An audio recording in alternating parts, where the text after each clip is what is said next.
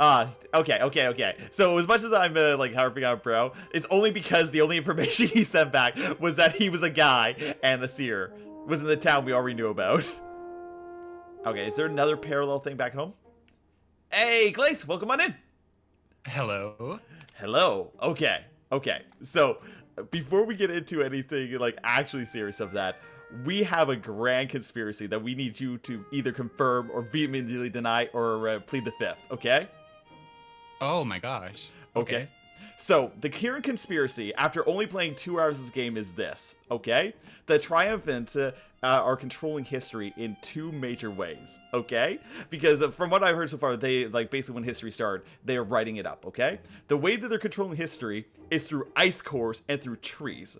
Because they've controlled the northern section of the world, which has all the ice, which scientifically you could get ice cores back before written history, stuff like that. And everywhere they control has been deforested, therefore you can't get tree cores in order to tell that the trees were alive before their written history began. Boom. What? Yeah. You're so passionate. I am so... Dude, I literally cried on stream of laughter and stuff like that about imagining a 1v1 between the Lorax and the Triumphants in the history before this history. Like, you can go back. We have clips. I was literally dying laughing and crying once I heard about this, like, about their, like, written history stuff like that, and we had, like, a 10-minute session just talking about trees and ice cores. Oh my god. No, the Lorax is the clear winner. Seriously. Oh, damn, okay. Alright, well, I'm just going to mute on up so I don't blast you with this. I'll be right back, Klace, okay?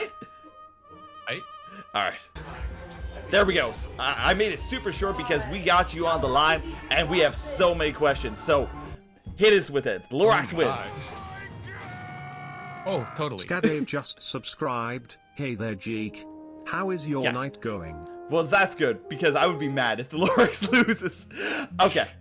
So, I came into this game completely blind, okay? Like, I didn't look up anything, I didn't watch any trailers, stuff like that. I wanted to have, like, a pure experience.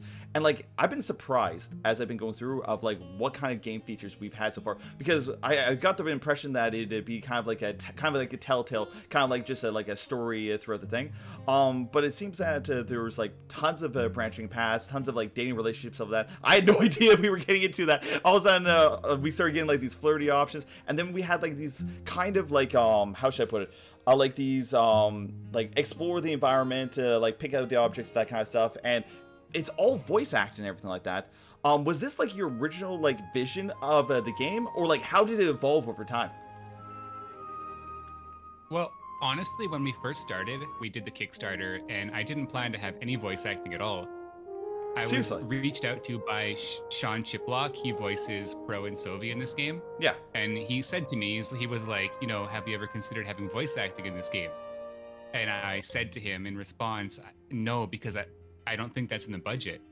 Okay. That seems like a really expensive thing to add into the game. It is an expensive thing. And he said to me, actually, he said it could be affordable based on, and he showed me where to recruit voice actors and how to cast the right people. Okay.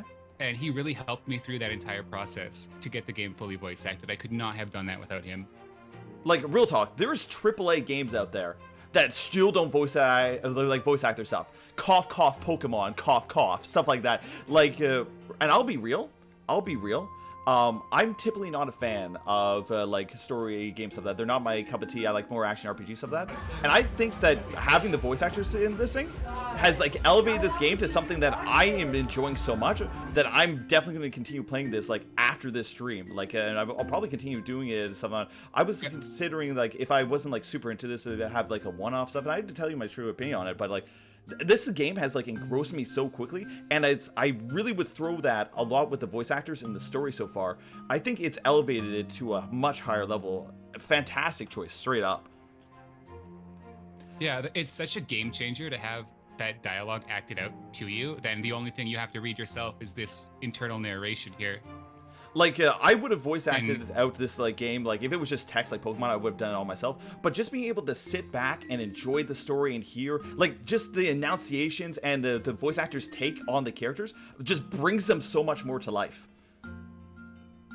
Oh, totally. And I mean, even for your narration here, you have a great voice. So Yeah. But like, so you were talking about like reaching out to them. How many different voice actors did you actually hire? Like, were they external fandom? Where did you actually find them? Like, how did you go about that process? I believe the final voice actor count for the game was around 38. Holy shit! Oh, then I've seen like I so little of the recruited most cast. of them. Oh, yeah, you're quite still at the start of the game. Yeah. There's a lot to go from here. It's interesting because, well, the artists and the musicians and the writer, myself as a furry, a lot of the voice actors weren't. Yeah. That was the main part that was outside of the fandom. So there was this community called the Voice Acting Club. Oh, interesting. And that is the place to go if you want to recruit anybody to voice act for anything you're making. Paid or unpaid, there's options for both, and you can post open casting calls. Interesting. See, my first instinct would be to So go like to Fiverr or something like that. Yeah, no, this is probably a better resource to use for something like that. Heck yeah. And I sifted through thousands of auditions, honestly, and it really was hard to try to find the perfect fit for each character, but I think that personally I made the right choice, especially when it came to the main cast, like Fortem and Valessa and Pro. Here's the thing, we already have nicknames for these characters so far, just with their voice and stuff like that. We have Jesus Bunny for Fortem and stuff like that. The chat's calling it Wait, what? Yeah, Jesus Bunny.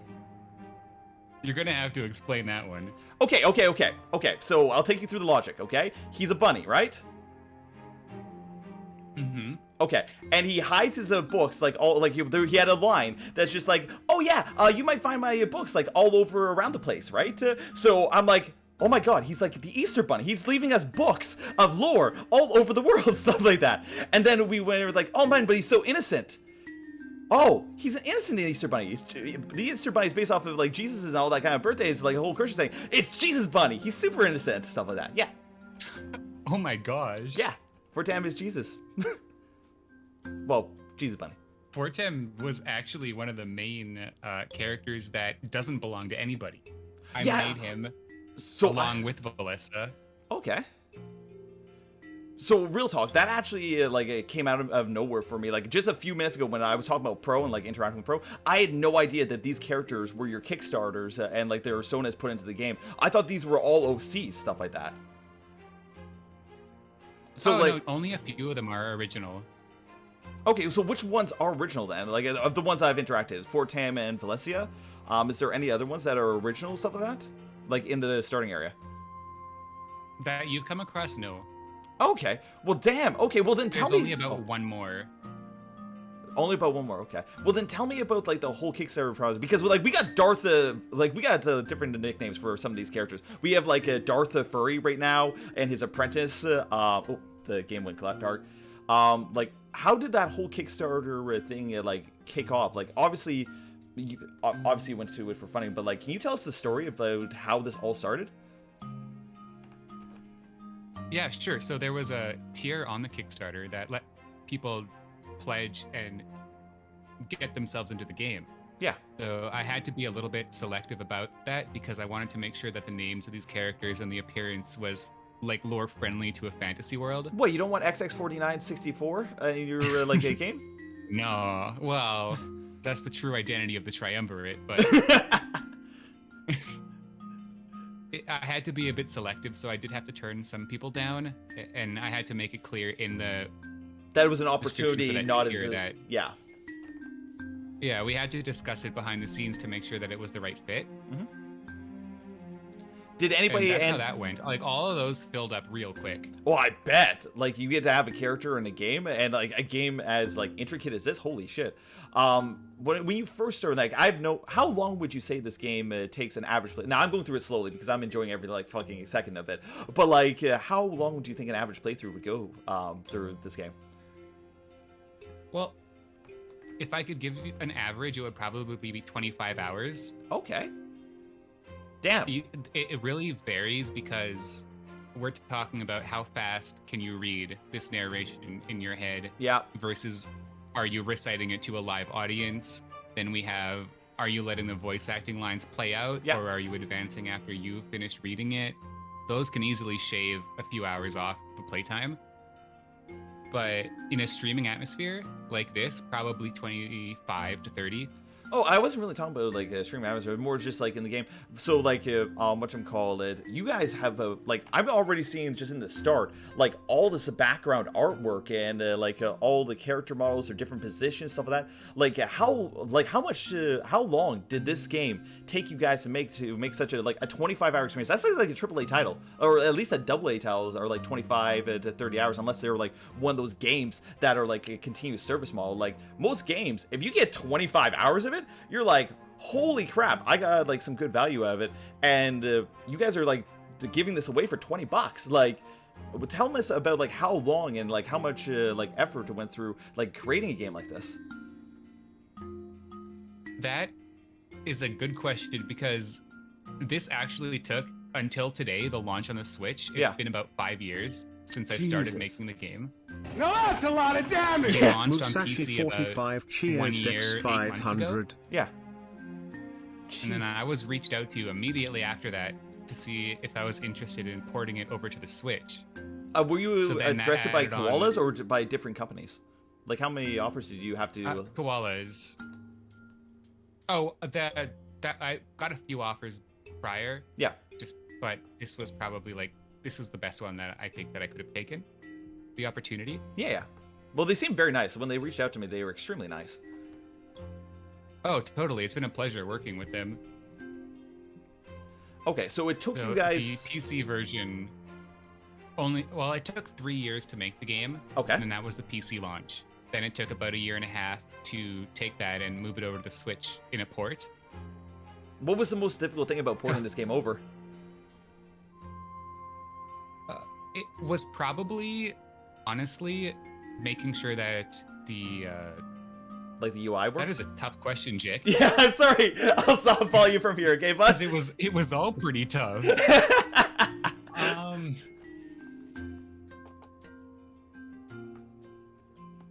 Probably saving and loading, honestly. Oh, really? We moved over to Unity. Okay. And the saving and loading feature probably gave me the hardest time in testing. Yo, so I'm gonna be real. I was playing through this and I was like, oh man, when can I save? Like, yeah, I have no what to say. And all of a sudden I saw the auto saving up the corner. I'm like, oh, that's so nice.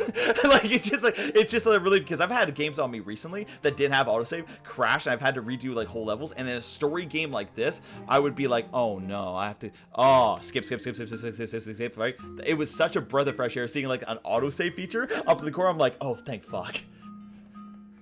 Oh, totally. That was one of the things I wanted to add because, well, right now the game's stable. I don't think you're going to come across any crashing or anything. But like back, like in the middle stages of developing this port, where we would experience those kinds of things, yeah, that autosave feature saved us like hours of progress loss on our playthroughs. Hell yeah. All right, so it took you guys 3 years to get it on Steam stuff. That's taking you 5 years to get on this. Would you recommend going through the same process if you were to make another game? Or do you, now that you've gone through the industry for like 5 years, you're like, oh man, the next time we make something, we have such a more efficient, such a better way to do it? Like, talk to me about that. Well, Steam is such a useful platform to launch on. Back in the day, when I released my first game, Major Minor, on Steam, it was a much more selective process on what they allowed on the platform. Yeah, nowadays they're pretty open door, aren't they? They kind of allow a lot of stuff in nowadays. Yeah. Even adult content they will allow nowadays. I've noticed. Which isn't the case on Nintendo. I think the process is a lot more selective. Yeah. To get on a console like this. Oh, Nintendo? Yeah, Nintendo was exclusive as heck. Yeah. And that just like speaks to the level. Yeah, very, very true. But no, that like speaks to a level of like where you've gotten in developing, man. Like you're a member, like you published your game on Nintendo, like one of the top 3 gaming consoles in the world, dude. Yeah, I was earlier today when I woke up. Yeah. I saw that Nintendo posted our trailer on their official Did they? YouTube. Oh hell yeah! And I was reading the comments are exactly what you'd expect if you wanna on your own time with a bag of popcorn. Oh, I would love to, because I'm going to see the like, oh, this is so cute versus furry trash. Furry trash. No, it's it's so 50-50. Yeah. I thought it would be more furry hate than not, but Nah. no, it's not. Nah, like Even we're making progress. Dude, I go on Mego like all the time, stuff like that, and the only people that legitimately like furry hate are like the 14-year-olds, and they only just bark at you for like 2 minutes, and then they don't have anything else, and then they have a pleasant conversation with you, like straight up. Oh fuck. You know, that's true because I've had conversations with people. Yeah. And they hate furries, but then Quote, by unquote. the end of the conversation, they're like, "Oh, okay, well, You're cool. maybe it's not what I thought it was." Yeah, like straight up, they're just like bark, bark, bark, bark, bark, bark, bark, and they're just like, wait, you're having a decent conversation with me, like a human being? I don't know how to feel about this because you were the other, and now you're normal and a decent person. Shit, how do I recognize my life? Identity crisis. I've seen it. I've seen the identity crisis just like break down in somebody's face. Like they're just like, oh fuck it. I'm just like, okay, cool, but like, how's your day going anyway, dude? And they're like, And then 6 months later, they have a fursona. dude, I legitimately talked to a Confederate down in the States recently, and we had like the coolest conversation about cars and stuff like that for a little while. It was legit. And then he showed me furry porn. One And thing I'm I've like, oh noticed no. is like, oh my gosh. Yeah, no, he brought it up Okay. and he asked questions. I'm like, okay. I was just gonna say that I have noticed a lot of car love in the furry fandom, especially at Yeah. conventions. You're gonna see so many car meetups. Yeah, you're People not wrong. who drove there too, like the road trip. Yeah, I think down at BLFC they actually have a car show as part of their convention. Yep. Huh. Anthrocon as well. There's a car meetup. Oh, really? I didn't know about that one. I've only gone to Anthrocon like once. Oh, I can't wait for cons to start again. Like for real. Oh, me too. Holy cow. Whatchamacallit? But You know we what? need our border to open again. Bro, the border. You know what? Honestly, keep the border closed until like everybody's vaccinated and all the variants are done. Like, have people be able to travel by plane as long as they have their vax cards. Cool, but keep the borders closed because you know people are just going to travel and they're going to be like, yeah, it's fine.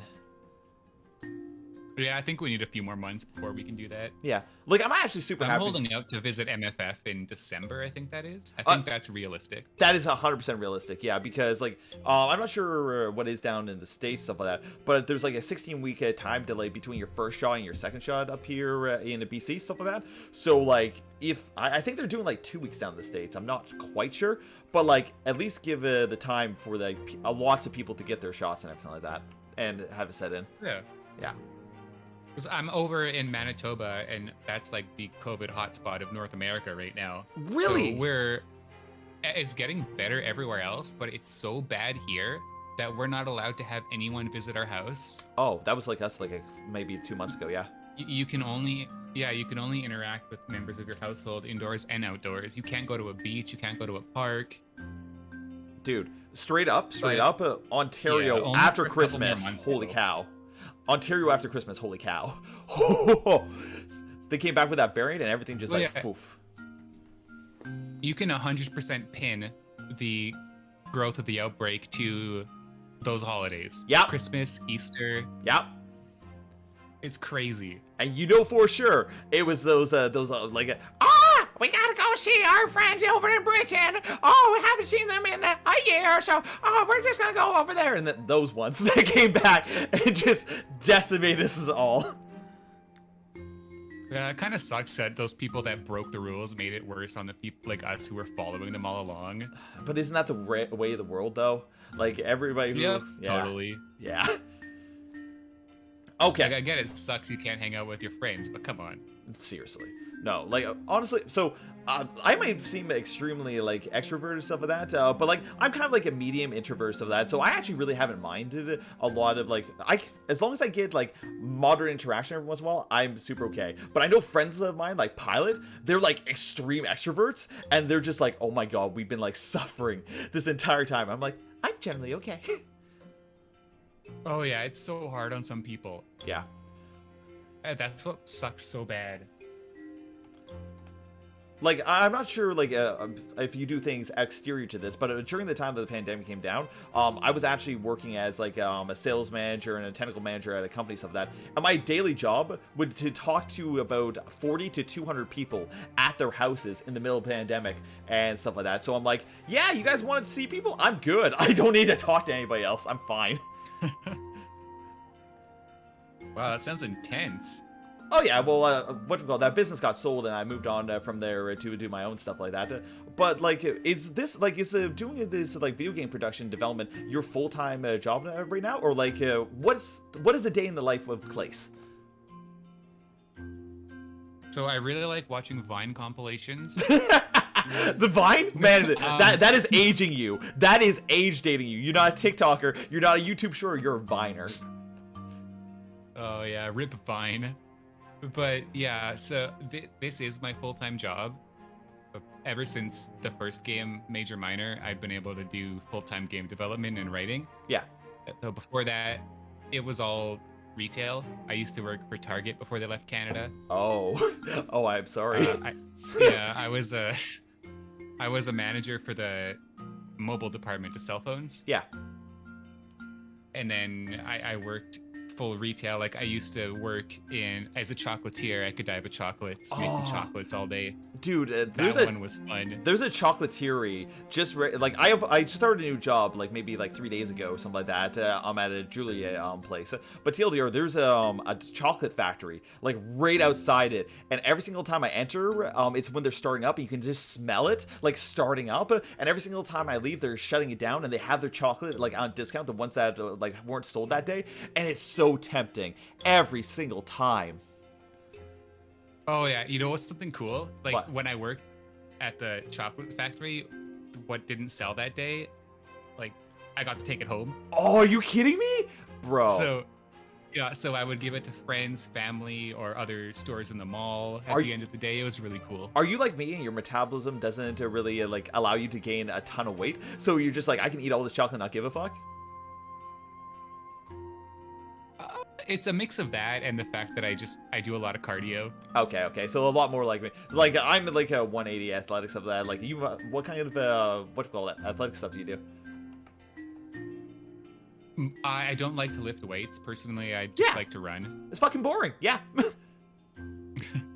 Like, I don't like running on a treadmill. I'd rather run outside and go somewhere. Exactly. Okay, you have no idea how many times I've talked to gym furs that they see me and they're like, oh man, you're athletic stuff. You want to join me at the gym? I'm like, fuck no. I'd rather go play a game of hockey. I'd rather like do some tennis. I'd rather literally fight people, or go for a run with somebody, or climb a mountain or something like that, instead of going into a room with a bunch of other smelly assholes and sit down and like push this barbell up and down for like 30 minutes. Like, nah, I want to go out and do something. Yeah, right? Like, you have TVs and music player in there because it's boring intrinsically. And we probably just triggered like half the chat, who's all like, half of them is like, we never work out. Yeah, I'm waiting. And the other half is going to be all like, oh, we work out all the time. It's so much fun. You should join us. Bruh. I swear, there's like a community atmosphere of a gym though that some there people is. Like. It's not for me. And there's a competition atmosphere. Like, I had a whole bunch of workers that worked under me that were like gym bros, and they wrote stats on the walls that they did like 30 reps at 200 or something like that, and they'd have a competition each month to see who could rep the highest weight or who could do the most repetitions or something like that. They wrote it on the wall? Yeah, so it's during COVID, so they had a lower amount of people that could go in there at once. So they had a really tight-knit group. Like, these are guys that would go into, like, professional, like, modeling and bodybuilding. Like, these are that kind of gym. Oh, okay. Yeah. So they're very competitive because they were like, hey, we're going to get our jobs based on how, like, busty we are. That's also something that never really appealed to me about gyms. I always saw gyms, I'm like, what's the point? Like, yes, I'm making my muscles bigger. Ooh, I'm more attractive. Whatever, I don't give a shit. I'd rather be doing something that's productive and getting that benefit as well. That's so true. And I never understood the ridicule of people who are just starting at a gym. Oh, like, yeah, let's ridicule the guy that just starts somewhere. Yeah. Yeah. Like, you want to know... He's not as strong as me. You want to know how I got the most jacked? You want to know how I got the most jacked in my entire life? How? Literally jumping out of helicopters and walking kilometers through swamps while taking soil samples. I got so jacked from that. And I got paid, and they gave me like gourmet meals every single day. It was awesome.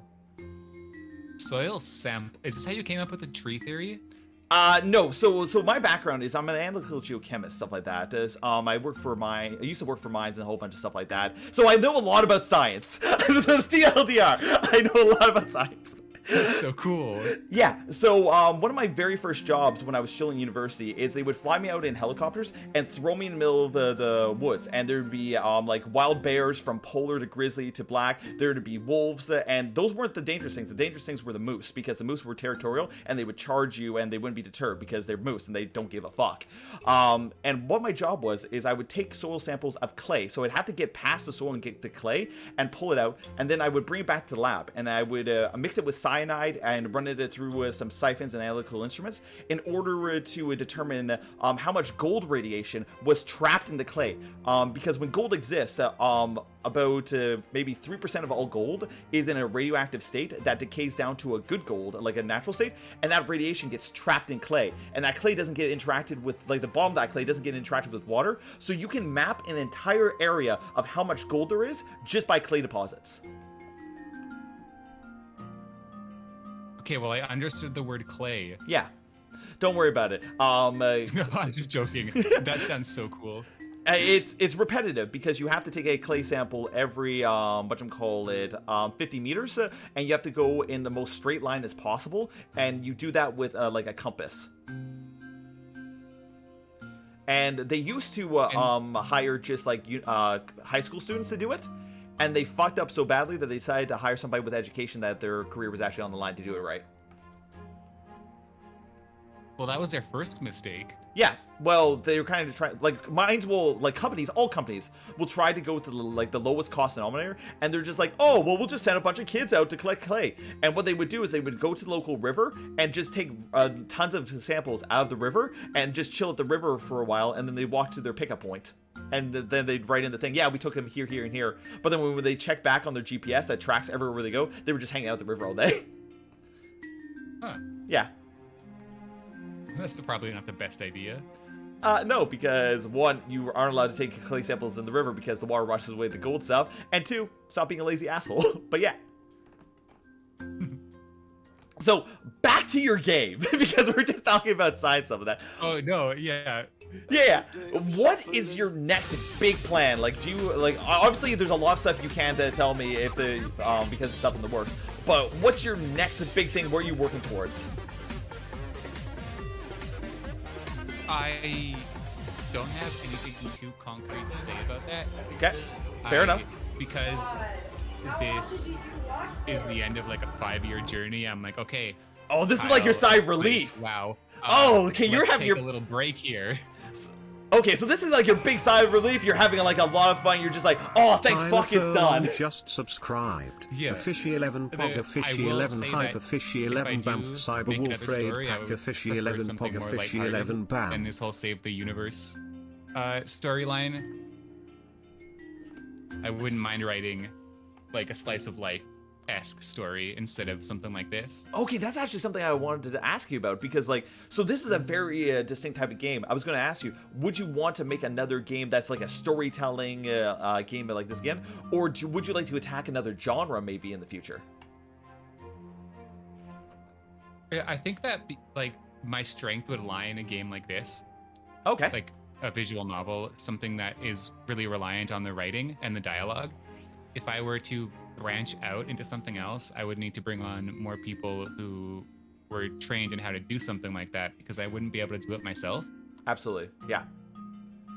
But like venturing into another genre, I wouldn't mind something like a JRPG, like Final Fantasy, turn-based combat, that kind of thing. Those are one of my favorites. Interesting, because like I knew coming into this that there wouldn't be much in combat and stuff like that, but like I could literally see like this exact same story, and then you could give it like RPG elements, and I wouldn't say it would elevate. I'm not sure if it would make like elevate it or not, but your storytelling style could easily translate into that. Like that first battle where that guy stabs you, you could have just put like an unbeatable boss fight in there, and like actually had the player get his ass kicked, even though he knew it was impossible and stuff like that. But like still. The story, I was immediately like hooked. I'm like, yo, screw you, Darth Sawyer. What is his name again?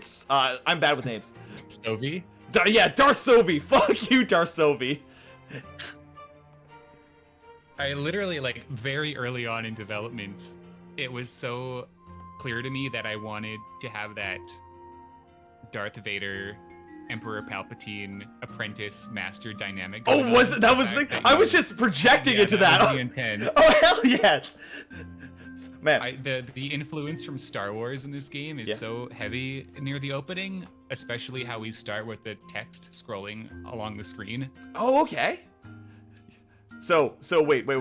Does that make Pro or Han Solo? Oh, no. You got me. Oh no! He's useless though! No! Okay, I'm sorry. I keep calling him useless, but literally the only information he sent back to the Rebel Alliance, and also we call that out, it's like, oh, Rebel scum, was that he sent back, dude, this guy lives in the village that we already knew we lived in, and he's like, dude, and report. And we're like, bro. The goal, I wanted to make him seem a bit incompetent, but I'd like to think that he knows what he's doing in the grand scheme of things. I'm sure he'll prove himself later, stuff like that. But so far, there has not been a character so far that I've disliked. Like, they've all jumped right off the page. And like I said before, the voice acting, like, flavor them up. Like, if they were already an A, it puts them to an A+. Like, just their whatchamacallit, their accents and their accentuations to it. And you're okay. Screw you. You made me laugh so many times in this game because like I went under the table to look for the goddamn like a clue. And all of a sudden the guy's like, "Hey, what the hell are you doing on the table? Like, stop wasting time. We're trying to get out of here." And I'm like, "Stop calling me out, dude!" Or like the goddamn sink that has like the dishes everywhere and stuff like that. It's just like, "Oh man, I'm so lazy at cleaning stuff like that." And then your friend who's like a clean freak, and I have one of those in IRL. I'm that lazy guy. This game just calling me out, and it's like, "Oh, I'll clean up. Why is the rice on the ground?" I'm like, "Oh my god, this is my life. This is my life." I didn't know I was making it that relatable. Dude, it was so relatable. And then the trees came in. I'm just like, oh. But yeah. Oh, you're in your element. Dude, this game is so much fun. Straight up, like I said to you before, I was gonna give you my honest take on this when I got in here because I didn't look into this thing. This is a game I'm going to stream until I'm done. Like, fuck off. This game is so good. I am so excited. I will make sure to watch. I've been watching a couple of streamers play through this. Yeah. They're all making different choices. So, like, if you are jumping between streams over the next week or two, and they're going to be seeing a bunch of different stuff. Oh, really? So that's divergent. It's cool to have it all laid out like that. Yeah. Well, then screw you with your 25-hour runtime, because if you're telling me that the story diverges that differently, stuff like that, then you're telling me there's multiple playthroughs. So this $20 game has like $50, $75, like 75 hours worth of playthrough time on it. It could, if you'd like to see everything. Well, there is completionist assholes, kind of like myself if I get really into it, that will be like, yo, I know that I went down this path, but I kind of want to join Dark Sawyer. I do want to join this dark asshole. Screw these guys. I'm like joining him. And yes, the tree conspiracy Minecraft. Yeah. So yeah, bruh, you have me hook, line, sinker. You jerk. You absolute jerk. Oh, I'm so glad. Just about what you were saying when I was making the game. Yeah. I lost my train of thought. Why did I do that? I don't know. What were we talking about? We were talking about different paths, different train. Right. So when I was making the game, and on Steam there is achievements that you get as you play through. Yeah. I made sure to make them friendly to completionists and not. So for example, instead of having an achievement to read every book in the game, there was just an achievement to read a book. Yeah, honestly. So I tried to respect everyone's time, that whether or not you wanted to play through it 4 or 5 times, you would theoretically be able to get all of it through one. And a lot of people do feel satisfied after their first playthrough. They don't feel the need to go back and try everything again. Yeah, I would agree with that. I will play through a game once, and I generally don't play through it again. The only game that's been exception within like the last 10 years has been Resident Evil Village, just because I've enjoyed the hell out of the game. But like, I even if I know the game has multiple playthroughs, multiple endings, I tend to aim for an ending. Like, I'm like, okay, I want the best, good ending. I'll try to aim for it, and if I hit it, fantastic. If I don't, I get like the second good ending. I'm like, okay, I'll probably just YouTube what the actual good ending is, stuff like that, and won't like play through the rest of it, because like I've already played through the game and seen it once. Like, even Telltale games, I would play through them once, even if I'd be like, oh man, I could have saved him there. It was my story, and my first time through it, it was my real story, and I tend to be satisfied with that.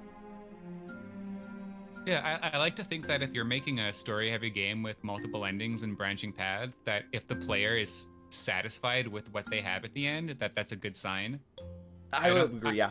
It was hard for me to I didn't want to make a game where someone beat it after almost 30 hours and thought, oh damn, I don't like this ending, I want to play it again.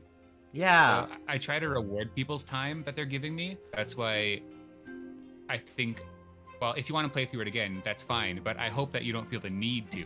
I hope that you're satisfied with what you see in this story. Klace, I think that you just made a hot take against the game industry, because there's some games I play, like I've seen people play, and they play through it, and they get the bad end after playing it through like 40 hours a game, and or like a Persona game where you don't get the true ending after playing through like 80 hours, and you're like, oh man, do I want to play through another 80 hours in New Game Plus just to get the actual good ending?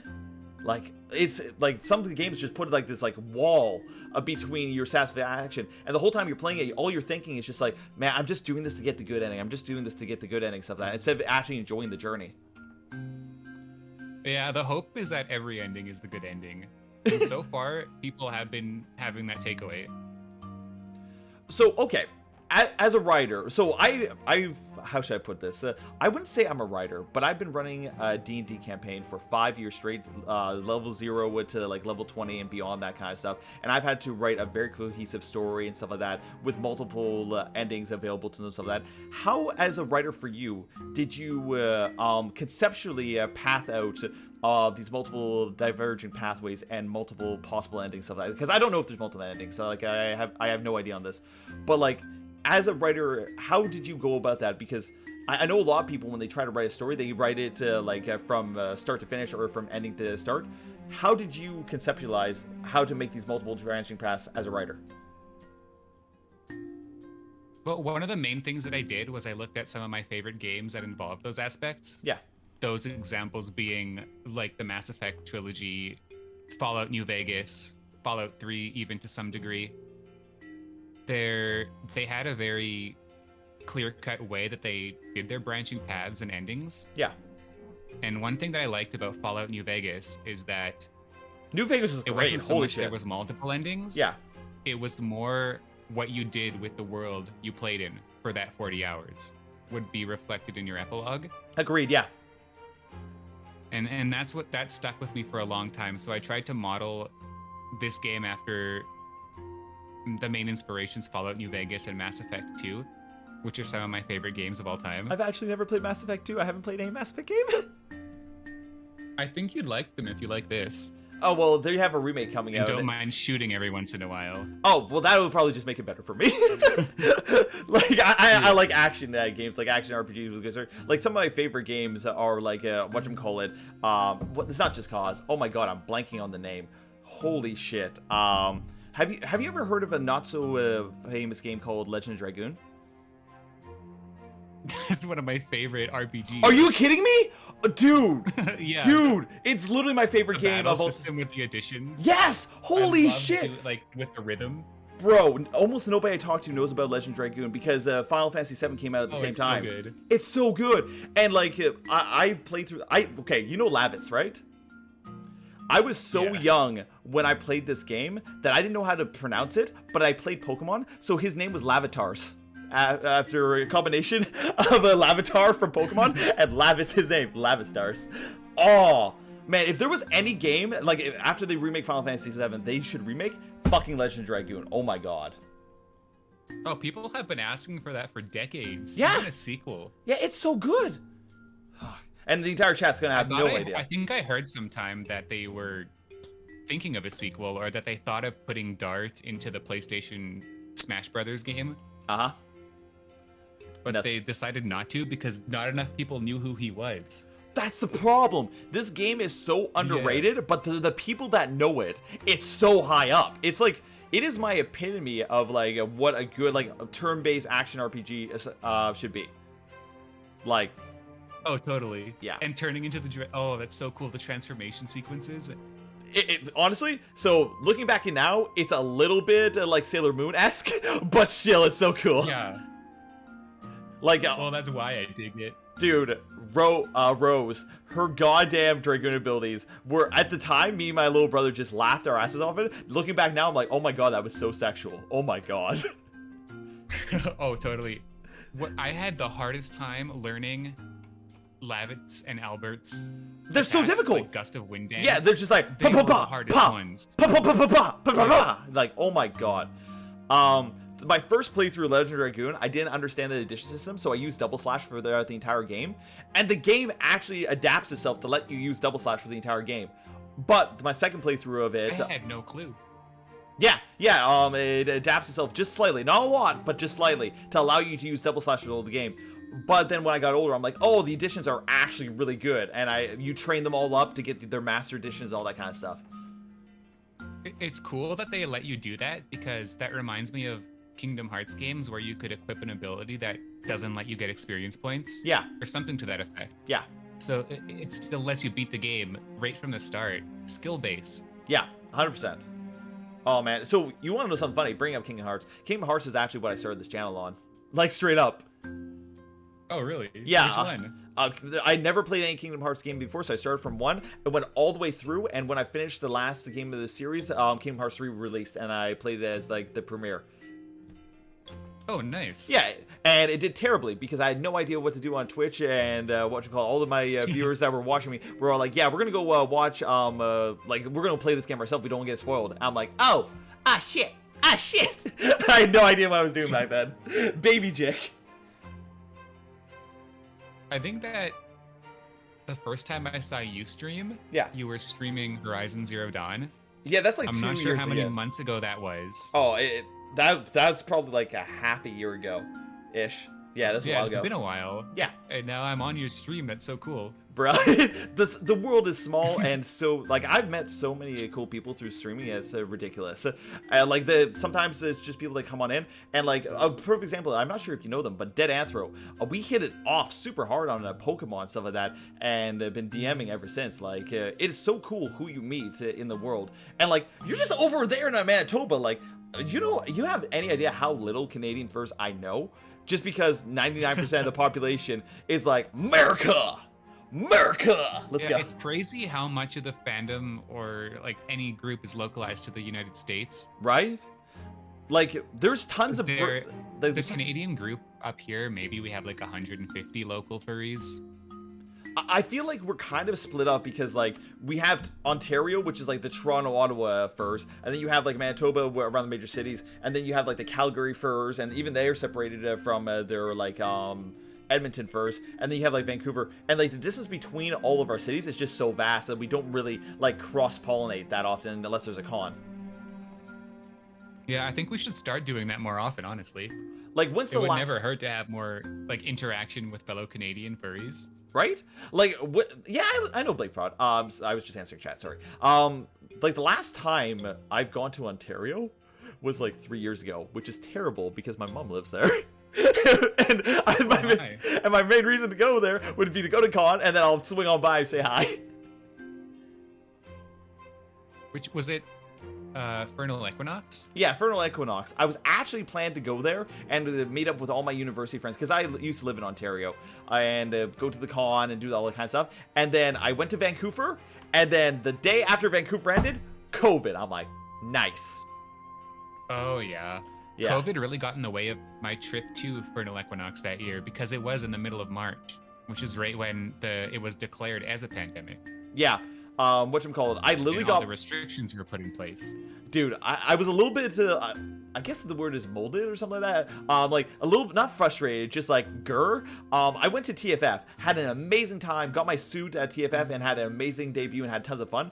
Come up to the next weekend, go to Vancouver. I'm like, yeah, I only got to go there for one day. I'm like, yeah, so it doesn't matter if I can only go there one day. There'll be so many other cons this year. I'm going to have a great time. And then it was all like COVID. I'm like, oh no. I'm going on Omegle. Fuck this. Honestly, it's a big game of looking back and saying, oh, I wish I did that. Honestly, though, before the lockdown happened. I'm going to be perfectly straight with you. My life has like evolved and gotten so much better since the pandemic hit. Like, I've made a ton of progress and tons of good stuff out of the pandemic time. It's been so good. Oh yeah, I've noticed too, like a lot of my friends who do this sort of thing for a living, art, writing, like a lot of digital interest has gone so high over the last year because not many people can go outside.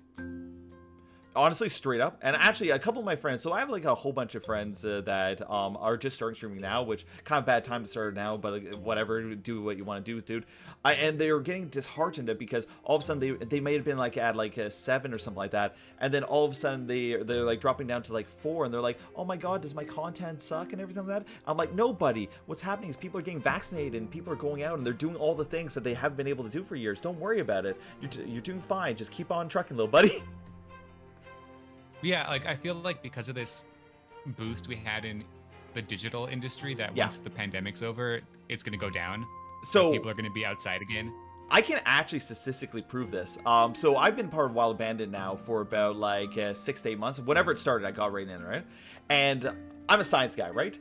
Every single week, I check out the statistics of about the top 200 people in Wild Abandoned to see trends, see what's happening, and see people who I want to check out and network with and interact with, see what kind of content they're doing. I'd like to data to support some things, and then I'll go out and see what they're doing and have a great time. I've seen when the Wild Band first started, we had like the top 2 that were like at like 600 and like 200, and then there was a stark drop down to like 100 and then 25, and then a stark drop down to like 75, and then maybe have like 3 people in 75, and then a stark drop down to the 40s, stark drop down to the 30s, and like it was very like a jagged stair. Like if you were trying to go down these stairs, you would fall and kill yourself, right? But now, after these last 6 months of Wild Band coming together as a community, and I've been a couple other teams, I'm seeing the same effect. The playing field has evened out in such a nice manner. Now, instead of having like these peaks and valleys, it's a smooth curve. Like the top, like maybe like 50 to 100 are at like 40, 38, 37, 37. Like it is a very like gradual slope instead of being this jagged thing. And there's so many people whose communities have like kicked off and grown so much this season just because of COVID. And I don't know. I don't know where we're going with this, but yeah, it's a thing. Statistically. No, you're totally right. I remember I used to stream on Twitch. I didn't do it for too long. Yeah. When I was doing it back in the day, the rating system wasn't implemented yet. Oh, seriously? You couldn't raid someone when your stream was over. I think you could do it. You could suggest people go to someone else's stream. Yeah. Through like your chat bot or something. This was a long time ago. Yeah. But that feature where you can send your entire like viewer base to another person, I think that is like a huge help, especially in the furry community where a lot of it is let's share with each other, let's go word of mouth, that kind of thing. Yeah. So furries are straight up. Furries are one of the best fandoms if you want to get into streaming. Straight up. On both a community side, a financial side, and a viability side. I'm not sure if you're aware of this. Once again, I do a lot of statistics and stuff like that. Did you know that 95% of streamers never get above 3 average viewers? That's incredible. What? Yeah, so there I had no clue. Yeah, there's about 6 to 7 million individual streamers that stream every single month. Okay, Of those millions, only the top 5% will get over 5%, 3 average viewers, which those ones are created into affiliates, right? And the affiliate program is to keep you in the thing locked under contract so you can't go off into grow into other platforms, blah, blah, blah. I have a whole opinion on that, but I won't get into it. TLDR, only the top 0.001% actually obtain partnership, and only a small fraction of those actually make it financially viable, okay? That being said, looking at the statistics of wild bandit and furries across the board, being a furry in the streaming world, you have an exponentially higher ability to get above those 3 average viewers and grow into it. Of our 700 members in wild bandit alone, and we take in everybody, we don't discriminate against like, hey, how early or how late you're in your career. The top 350 are above 3 average viewers, so that's about 50% of the population, compared to the standard population where 95% is below that average. That is such a big difference. What do you think it is? So 3 major things to that.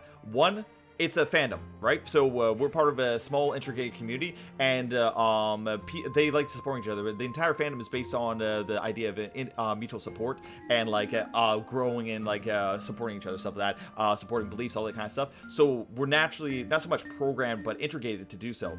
Also, furry is a very digital fandom. So unlike like the Star Trek fandom or like the sports car fandom, stuff like that, try to take your sports car buddies and get them on Twitch.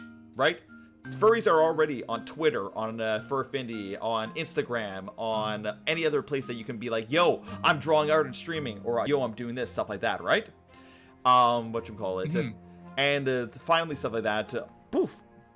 Gaming is a very strong thing in the fandom, right? And that's a natural Twitch mainstay, right?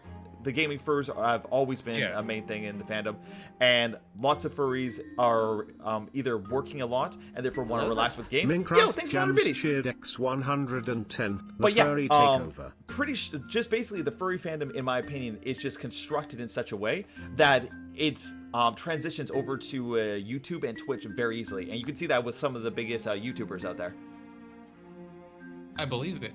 Yeah. You're totally right. While saying in the chat, statistics with Jack. Yeah, I'm science, bitch. Don't worry about it. Is this like something you do at work, statistics, or is it something you just are passionate about in your spare time? So like I said, I was in analytical geochemistry for about 8 years of my career, and I went to university for about 5 years to do stuff like that. Then I moved on to managing companies, and like I've taken my old jobs were basically to go to companies that were failing, find out whether they were failing, and fix them. Okay, whether that be a laboratory or like a lawn care company or anything like that. There's even been times where I've been hired as a technician, and then they've promoted me to supervisor, and they promoted me to a manager within about 3 months in order to fix their business, stuff like that. TLDR, for me, data and science tell me the story that emotions cover up. So like somebody, like I used to train people in selling, and they would knock on like 100 doors, right? And they'd get 0 leads, 0 sales, stuff like that, right? And then I would walk with them, and I'd be like, okay, well here, let me knock on the next like 5 doors, right? And within those 5 doors, I would get 2 leads, right? And then I would talk to them and be like, okay, so what do you think I'm doing differently? And they would be like, nothing. I was doing the exact same thing. And I'd be like, okay, so are you saying that it's luck that I just got 2 leads within these last 5 doors where statistically you got, and it's like, no. And it's like, okay, well, let me walk with you and then we'll see. And then I would stand behind them out of sight, and I would listen to everything they said and analyze stuff like that, and I would give them feedback. And eventually I got my team for like the sales in the area to be the highest one in Canada by analyzing data, making sure that, okay, if you knocked on this many things without this much time of stuff like that, comparing you to the rest of Canada, what they're doing. And TLDR, data to me tells me the stories that when you're heated in the moment, like, oh, I'm like, that person is frustrated at that point, at that 100th door that they haven't got a lead, therefore their frustration is going out onto the customer, right? And they can't think from a statistical point like, okay, if I calm down and reset myself, if I knock on 100 doors, statistically at least 3 people are going to want my thing, kind of deal. It goes into something that is probably outside your field and stuff like that, but TLDR, data speaks to me in lots of ways. It's interesting because when I worked for Target, Yeah. at least in the mobile division, that was my job too. I had multiple stores. I was managing multiple stores. I had to go to them, make sure the staff was selling efficiently. Yep.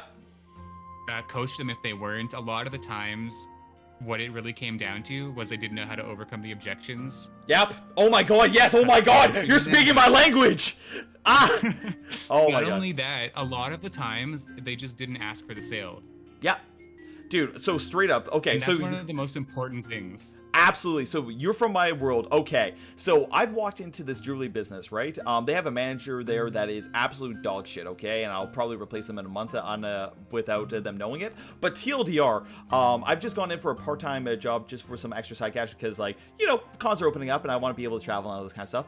Today, I still don't know the products, okay? It's jewelry, right? I'm a geologist. I know stuff about jewels, but, like, I don't know jewelry specifically. I didn't even know what metals each ring was made of, okay? Or the necklaces were made of, right?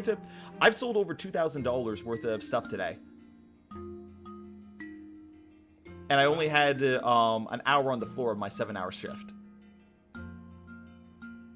Yeah. That's crazy good.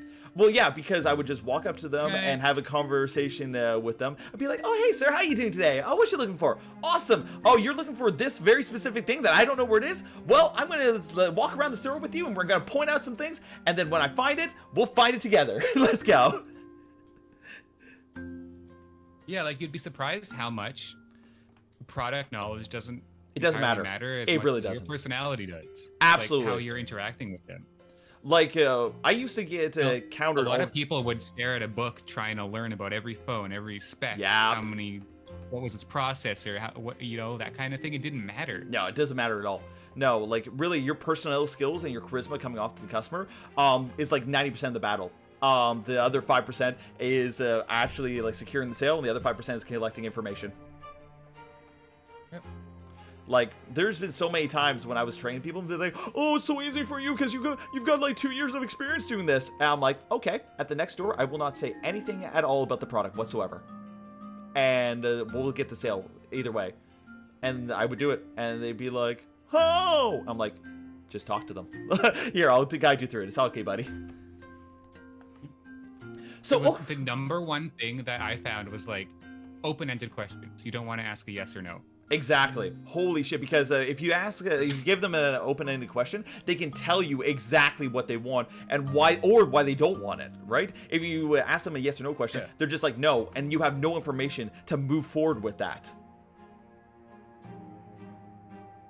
Like, this is so cool to talk about. I've never talked, like, bro. I didn't know you were into that stuff. Oh, dude, my entire life. So I grew up in a family business. So when I was like 5 years old, 6 years old, me and my little brother were playing tag, okay? And I tagged him. He didn't think that was fair, so he took a coffee can and smashed me in the face with it. One of those old metal Folgers one, right? Cut my face. Oh, no. Yeah, cut my face open, right? I ran outside because I'm hurt. My dad's outside, right? And I saw my dad standing in front of a customer. Okay, and background information, my dad's blind, okay, completely blind, but he was the head mechanic at the business for over 20 years, and he created business from scratch, like, he built the entire thing. TLDR, I run up to him, and he's talking to the customer, and I stand there, and I wait, and the customer is looking at me horrified while my dad is continuing on with whatever he was talking about, right? And eventually the customer was like, are you okay, son? I'm like, no, and then my dad's just like, okay, go see your mother, and that was me showing, even at the age of 6, showing my dad and the customer respect, because I knew not to interrupt that conversation because they were talking important business. And then I ran over to my mom to deal with it. Now, when I ran over to my mom, I crawled in the house like a dying cat with my face covered in blood because I started freaking out. My grandmother was at the table and she started freaking out. And I opened the door. I was like, Mom, help. And my little brother ran away and hid inside of a building because he thought he murdered me, and he hid for 6 hours until we could find him. But that's besides the point. Oh god. Yeah, it was a whole thing. Holy. But yeah, I deal. Oh yeah, but I've grown up in like family businesses and like in customer service and all that kind of stuff throughout my entire life. And then my parents were like, "Hey, do you want to take over the business?" I'm like, "Fuck no." And then I ended up dealing with other businesses. Wow. Yeah. So do you have an interest in leaving that behind and doing streaming only? So, whatchamacallit? Or is this a side thing for you? After the last owner sold their business, right? I decided that I would take some time and invest full-time into streaming. And when I say full-time into streaming, a lot of people think, oh, you just stream full-time. That's not the situation. So I do photo shoots for Twitter and Instagram. I'm doing YouTube content. I'm doing Twitch content, stuff like that. I fully invested myself into streaming and into this digital market to see how far I could take it with my skills and knowledge and all that kind of stuff, right? But then COVID happened, okay? And two of my good friends got into a situation where they would not have a roof over their heads if they didn't get an influx of cash, right? So I took about 18,000 of my dollars that I put away as a nest to support this, and let them have it in order to keep a roof over their head and all this kind of stuff, and keep their life stable, stuff like that. They still owe me that, and they are attempting to pay it back slowly over time as they've recently got their jobs back. They're welders and stuff like that, so it shouldn't take too long in that regard. But that's another reason why I jumped into this jewelry business, for some supplemental income, just to wait off the potential dread of like, oh no, my bank account's lower than what I typically want it at. It's stress. I don't need that stress, kind of thing. Oh, totally. Because when I was working for Target and they were like, okay, Canada, we're leaving now. Oh my god. Like, oh, okay. Right? Just the rug under you? Didn't give anyone any notice before they shut down. No. Yeah, honestly. No, to boss. go to game design and take a chance on it. Oh, so that's how you got into game design. I was going to ask. Yeah. It was a very risky thing that I tried to do. Yeah. After Target closed down and I didn't have a job. Yep. So that is honestly what spawned that. Man, I swear, some of the best things in life have been spawned out of stressful and terrible situations. I think maybe you can attest to this, but I feel like I'm a type of person that when things go wrong, I can generally spin out of it and come out in a better situation by putting your nose to the grindstone and just being like, all right, that shit happened, gotta keep going, let's do this, kind of thing. There's always a silver lining. Always. Bruh. Some people just don't know how to find it. You know what? I agree with that, or maybe they just haven't learned how to find it. Like, whatchamacallit, like, not to harp on my childhood or anything like that, but, like, I grew up in, like, a decently hard life, so that, even though, like, my parents were fantastic at that, I grew up in a decently hard life, so it trained me at a young age how to deal with, like, hard situations and move on and take the good, take the one diamond out of the mountain of bullshit, stuff like that. So I feel like the way I grew up in both that respectful business and that family life, along with also going through those trials and tribulations, set me up to be able to grow like that. Do you grow up in like anything similar? Like, do you think your life has influence like that? Yeah, it definitely does. And like you were saying, some people go through these things earlier than other people. Yeah. And now it's up to us. Now we can help people in that situation. Because we've been there. So and you mentioned that too with helping some of your friends. I think it helps sometimes earlier on. It helps develop that sympathy and empathy.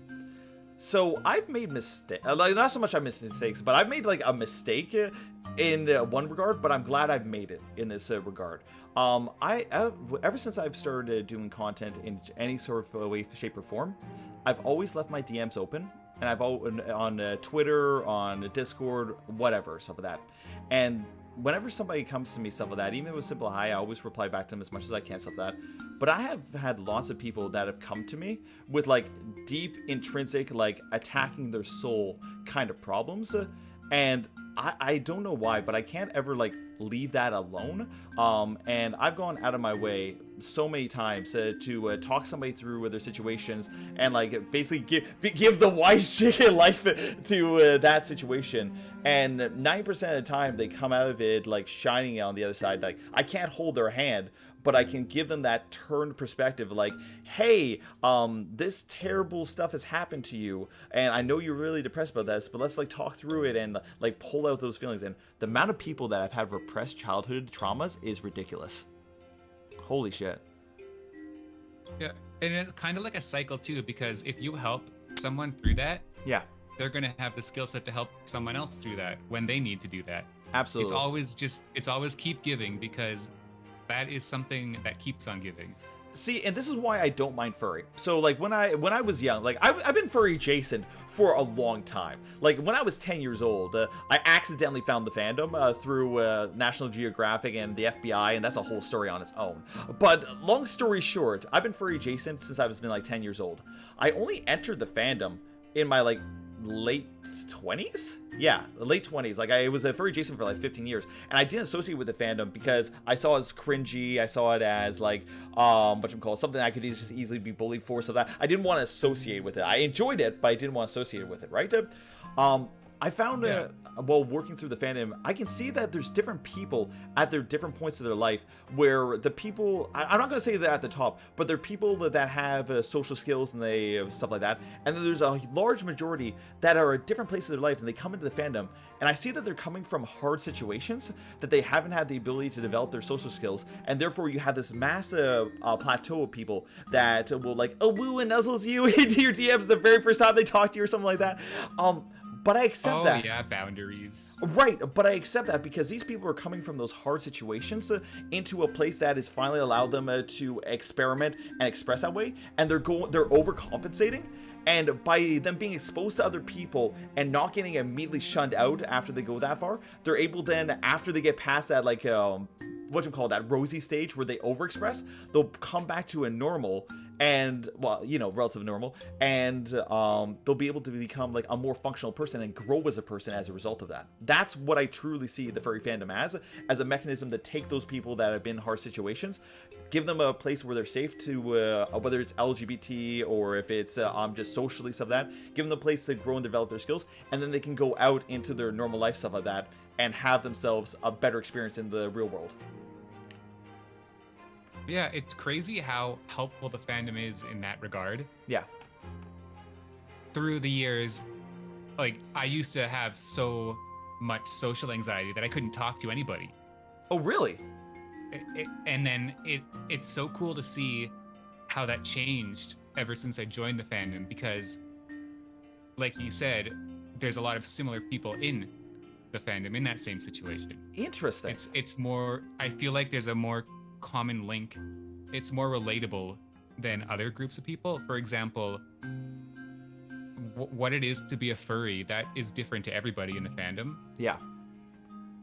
Like, sitting here and talking to you about my game, we're both furries. That's such a common link.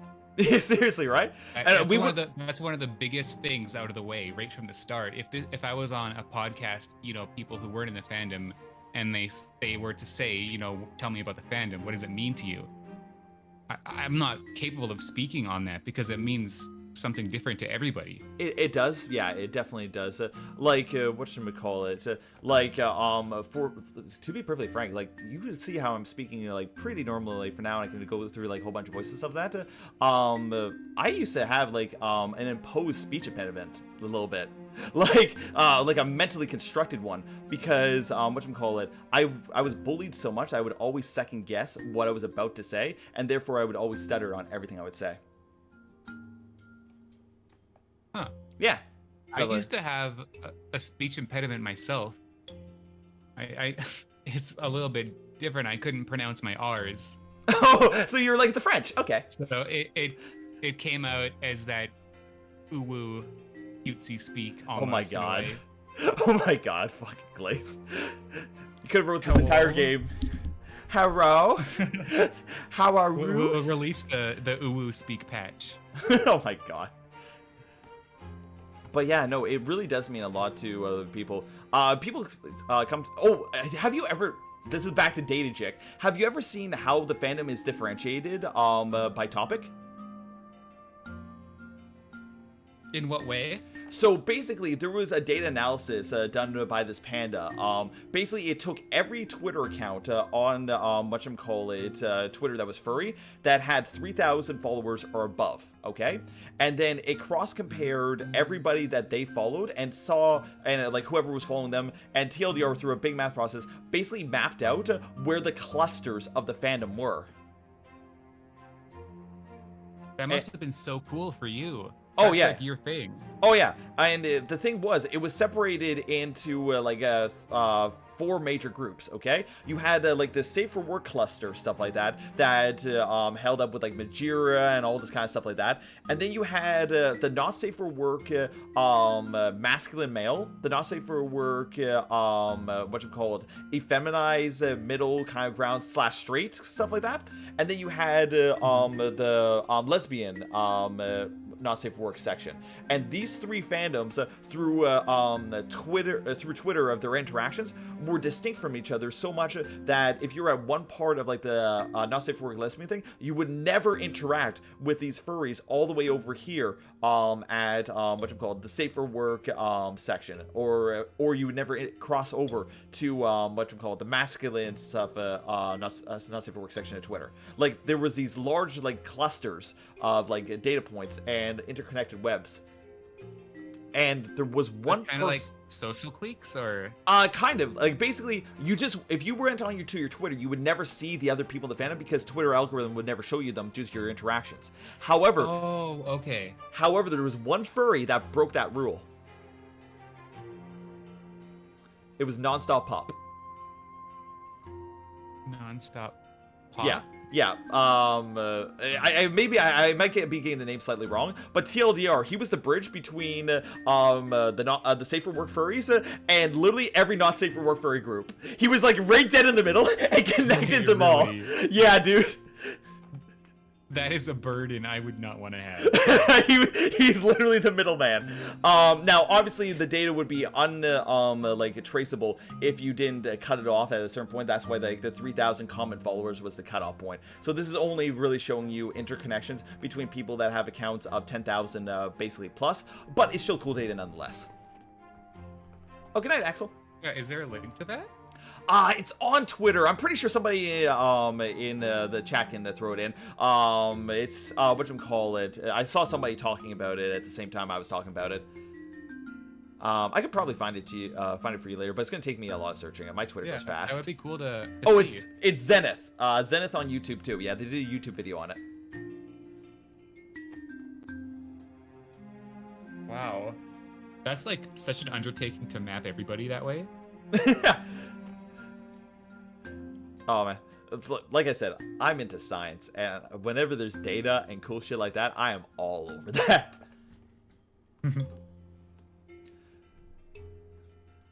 All right, so we got this fantastic game and stuff like that. What inspired you to make this as your first game? Like you had to have, like, when you became a game designer, you're like, your mind must have flown to like so many different places. What are the scraps? What are the things that you threw away? Games that you could have made but didn't? That is a question. That is a question, eh? There's a lot of times when you're making a game like this, especially at a small indie level, where you have to say, no, I can't do this, and move on. Yeah. So it's not so much that there were games that I canceled or said, I can't do this. Oh. But there's features that you had to leave away. Yeah, it was more of, I can do this, I will put this aside, and I will do this in the future when it's something that I can do realistically. Yeah. But one of the big things with Winds of Change would be, it would be cool if the characters were animated or the backgrounds were 3D, stuff like that. Yeah. That if I tried to do that, I would have failed. The game would have never gotten done. Yeah, no, that would take a lot of development time. Yeah. Right from the start. Yeah. Like you probably had a small team, right? Like probably a small team, right? Yeah. So there wasn't a trail of any canceled projects or projects I didn't do. It's more features I couldn't implement into this that I am leaving on the, the back burner for the future. Okay. So, okay. So let's talk about your team. So like you obviously wrote a lot of the story. What else, other than like obviously talking to the publishers, developers, and doing all the things that a developer does? This is a small team. What other stuff did you do directly on the game that was like your baby? So my main responsibilities with the game were, I wrote all the dialogue, the story, the world, is all my creation. Damn. That's probably what took the longest amount of time, is to write all the dialogue, Oh, to yeah, create no the story shit. and the world. Dude, I'm only 2 hours in, and there's been so much good shit. Yeah, it took a long time. Though aside from that, I had a lot of other stuff to do. Project manager and delegate. Calls for the voice actors. So Yeah. I was the casting director. I had to send the voice actors their lines, get them on call, direct them to make sure they were saying the lines properly. Yeah. I had to work with the composers and the artists to make sure that what they made came out the way I pictured it in my head. Oh, how many this artists did you background here actually on work the with for game, this? Like, I saw the starting credits of that. There was one for the backgrounds and one for the characters. Okay. Damn. Because, like, real talk, like, were they furry artists, or, like, where did you find your artists for this? Yeah, they are members of the fandom, and actually, it's kind of funny. The background artist, Yeah. Softbite, Yeah. around 5 years ago, I just happened to log into Fur Affinity the moment he uploaded a picture, Oh, wow. and it was a castle with a dragon flying by it, and I'm like, okay, well, you're good at art, I have to reach out to you. And it was so like coincidental. Yeah. And that now we've been working together for years. Just from that, was all random. Well, hey, artists, you hear that? Get your portfolio out there, and maybe you'll become a part of a game design team. GG. The environment artist, the background artist, actually moved on to work at Microsoft and Activision on Call of Duty. Well, I guess his entire game's background is like his portfolio now. Like, holy shit. I've only seen like the start of it, and just even looking at this scene right now, like, even though it kind of, some parts are like sketch stuff like that, but like it's aesthetically, like, there's lighting in there, there's so much detail in this room. I was like going around with my mouse, like clicking, like, oh, well, the thing could be hidden here because it's just so detailed. If this had been like a room with less detail, I wouldn't be like, oh, okay, well, the thing I need to click is probably right over here, stuff like that. But no, I had to explore this room because there's so much detail and because it's so intricate. Yeah, one of the cool things about that is the artist. I would give him a very detailed description of what I envisioned this area to look like. Yeah.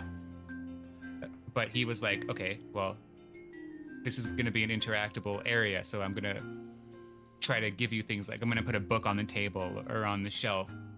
He gave me things to work with so that I was also able to tell a story of the environment. Honestly, I'm going to backtrack a little bit. A little bit earlier on in this like talk, I said maybe you could have elevated the game with stuff like this. But I honestly, now thinking forward on this, I could not see this scene play out if we had to put this, like, imagine if you took this to like a Final Fantasy setting where like you're walking around a room with like a 3D sprite or something like that, or a 2D sprite, right? I don't think you could have got the impression or the level of detail or just the feel of this game with that kind of thing, with the resources you had available to you. Yeah, it was important to me that it was kind of like an anime in a way. Yeah. I love anime, by the way. A still. Oh, okay. We're gonna talk about that then. Okay. But if we see, like, were to take a still screenshot of an anime, you'd always find that the background is way more detailed than the characters on top of it. Yeah, you could always put like an anime splash art as your background, no matter what point you had print. Yeah. So we tried to do the same thing with Winds of Change. Yeah. That the characters, they aren't shaded as well as the backgrounds. Like, even Studio Ghibli movies are done the same. The background is like a painting. Yeah. And then they have just the character drawn on top of it. Well, not only that, but it's a more effective because, like, if you had to shade that character and everything like that, every single time you moved it from scene to scene to scene to scene, like in an animation, stuff like that, fuck off. You have to draw that character like 500 times to make it move across the screen. Like, you don't want to have to. Like, there's so many shortcuts that they do in this stuff. Yeah, sorry, go ahead. Yeah, that cel-shaded art style on the characters really helps them be used anywhere. Yes, absolutely. Whether that scene itself is in that dark tunnel or in the middle of the day, that character art still works. Yeah. And how many? Okay, so obviously I haven't seen all their animations, but like, did you guys have like in your mind like, okay, this is like the 15 emotions we need to have all our characters drawn in order to cover the largest amount of conversational positions, or like how did you guys go about like creating these character arts?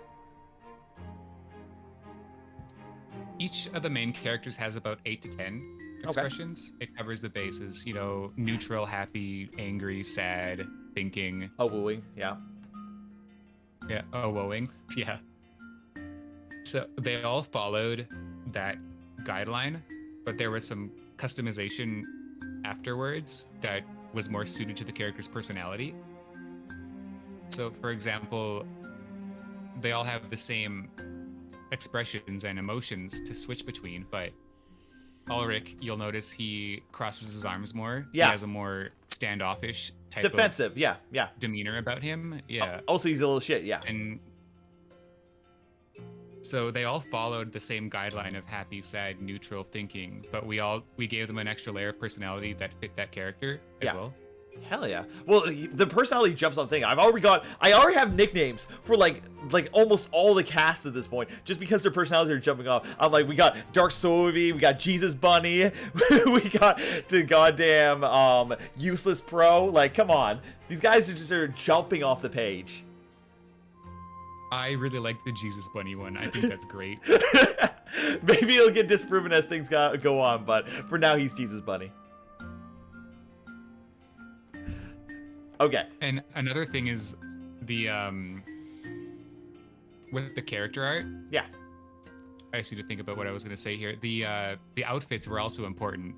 You'll notice that where a character lives, I was going to say, yeah, their outfit is inspired by the nation they live in. There's a lot of green tones, green and red in Valinor.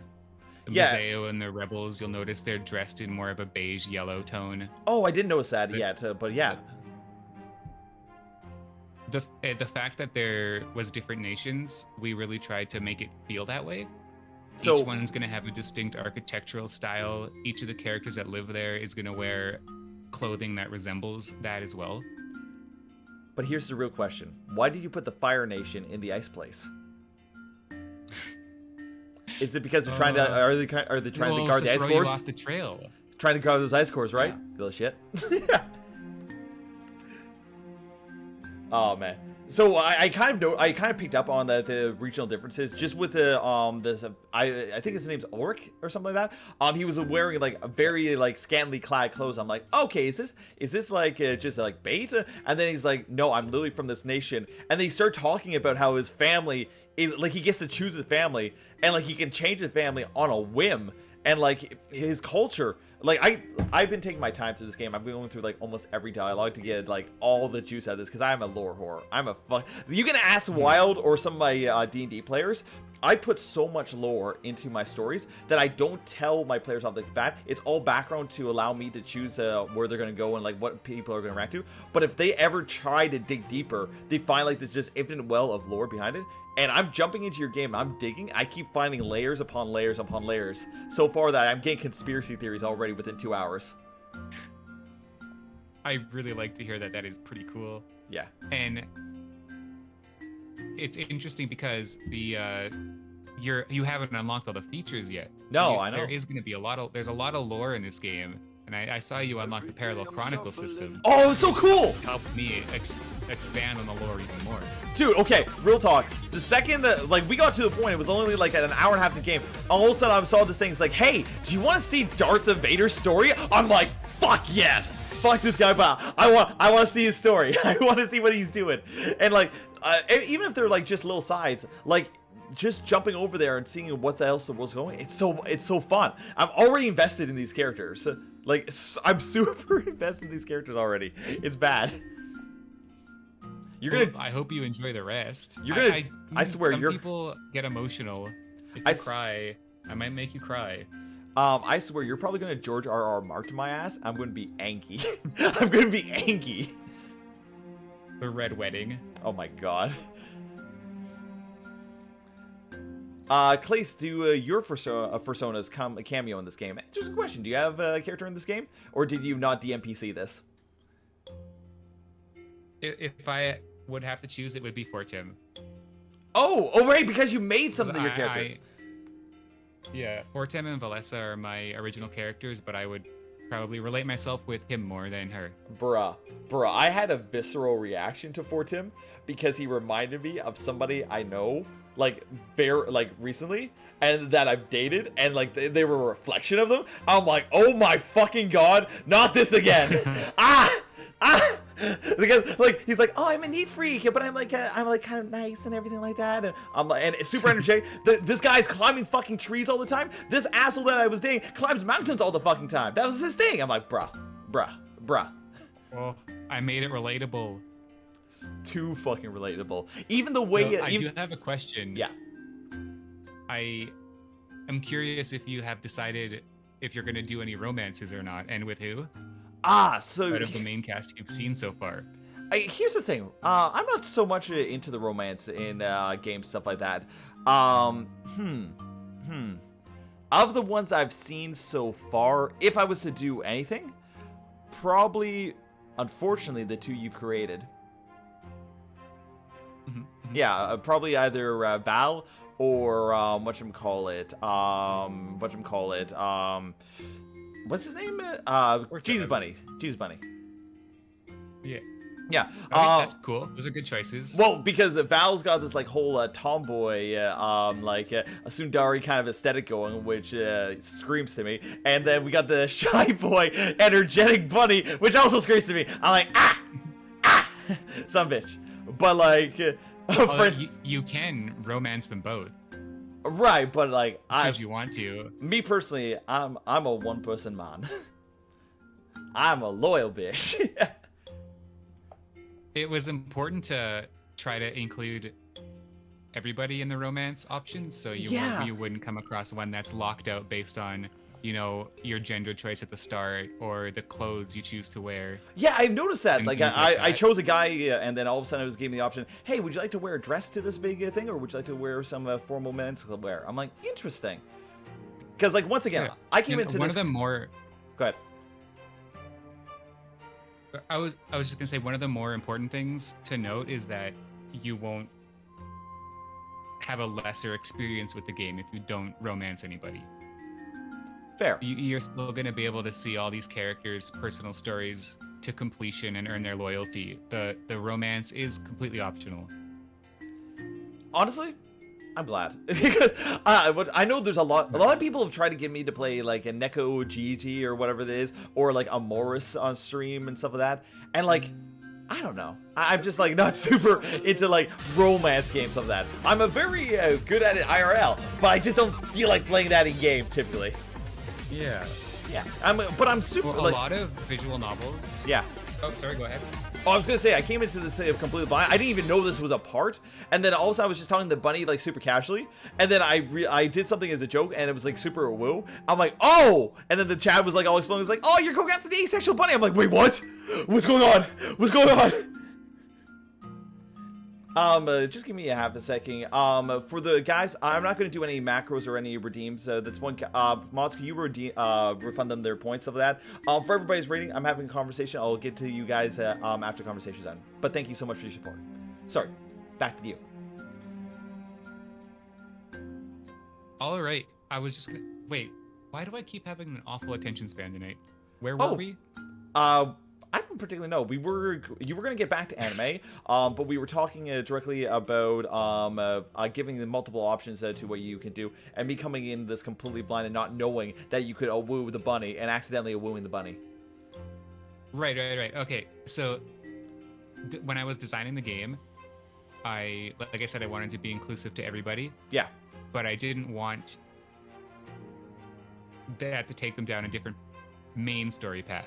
Oh, so you don't want to have like a bad end. It'd be like, hey, if you didn't get a woo with Rex 6969, then I guess you get the bad ending. Yep.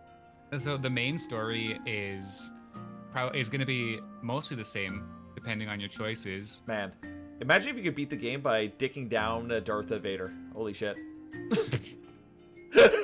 No comment. No comment. If I can win the game by dicking down Darth Vader, I'll go against chat wishes. I'll dick down Darth Vader. Guys, I'm going to win this war with the power of love and a 6-inch piece. I don't know. Oh my god. Yo, oh, that's the Sword of Legends! Wait a minute! I'm the wielder of that sword! Oh! We have to beat the game by dicking down the bad guys. New game. I'm gonna make sure to keep watching your stream. Wild's like, can I unmod myself for that? Yes. Yes, you can, you shit. But I'll remod you immediately.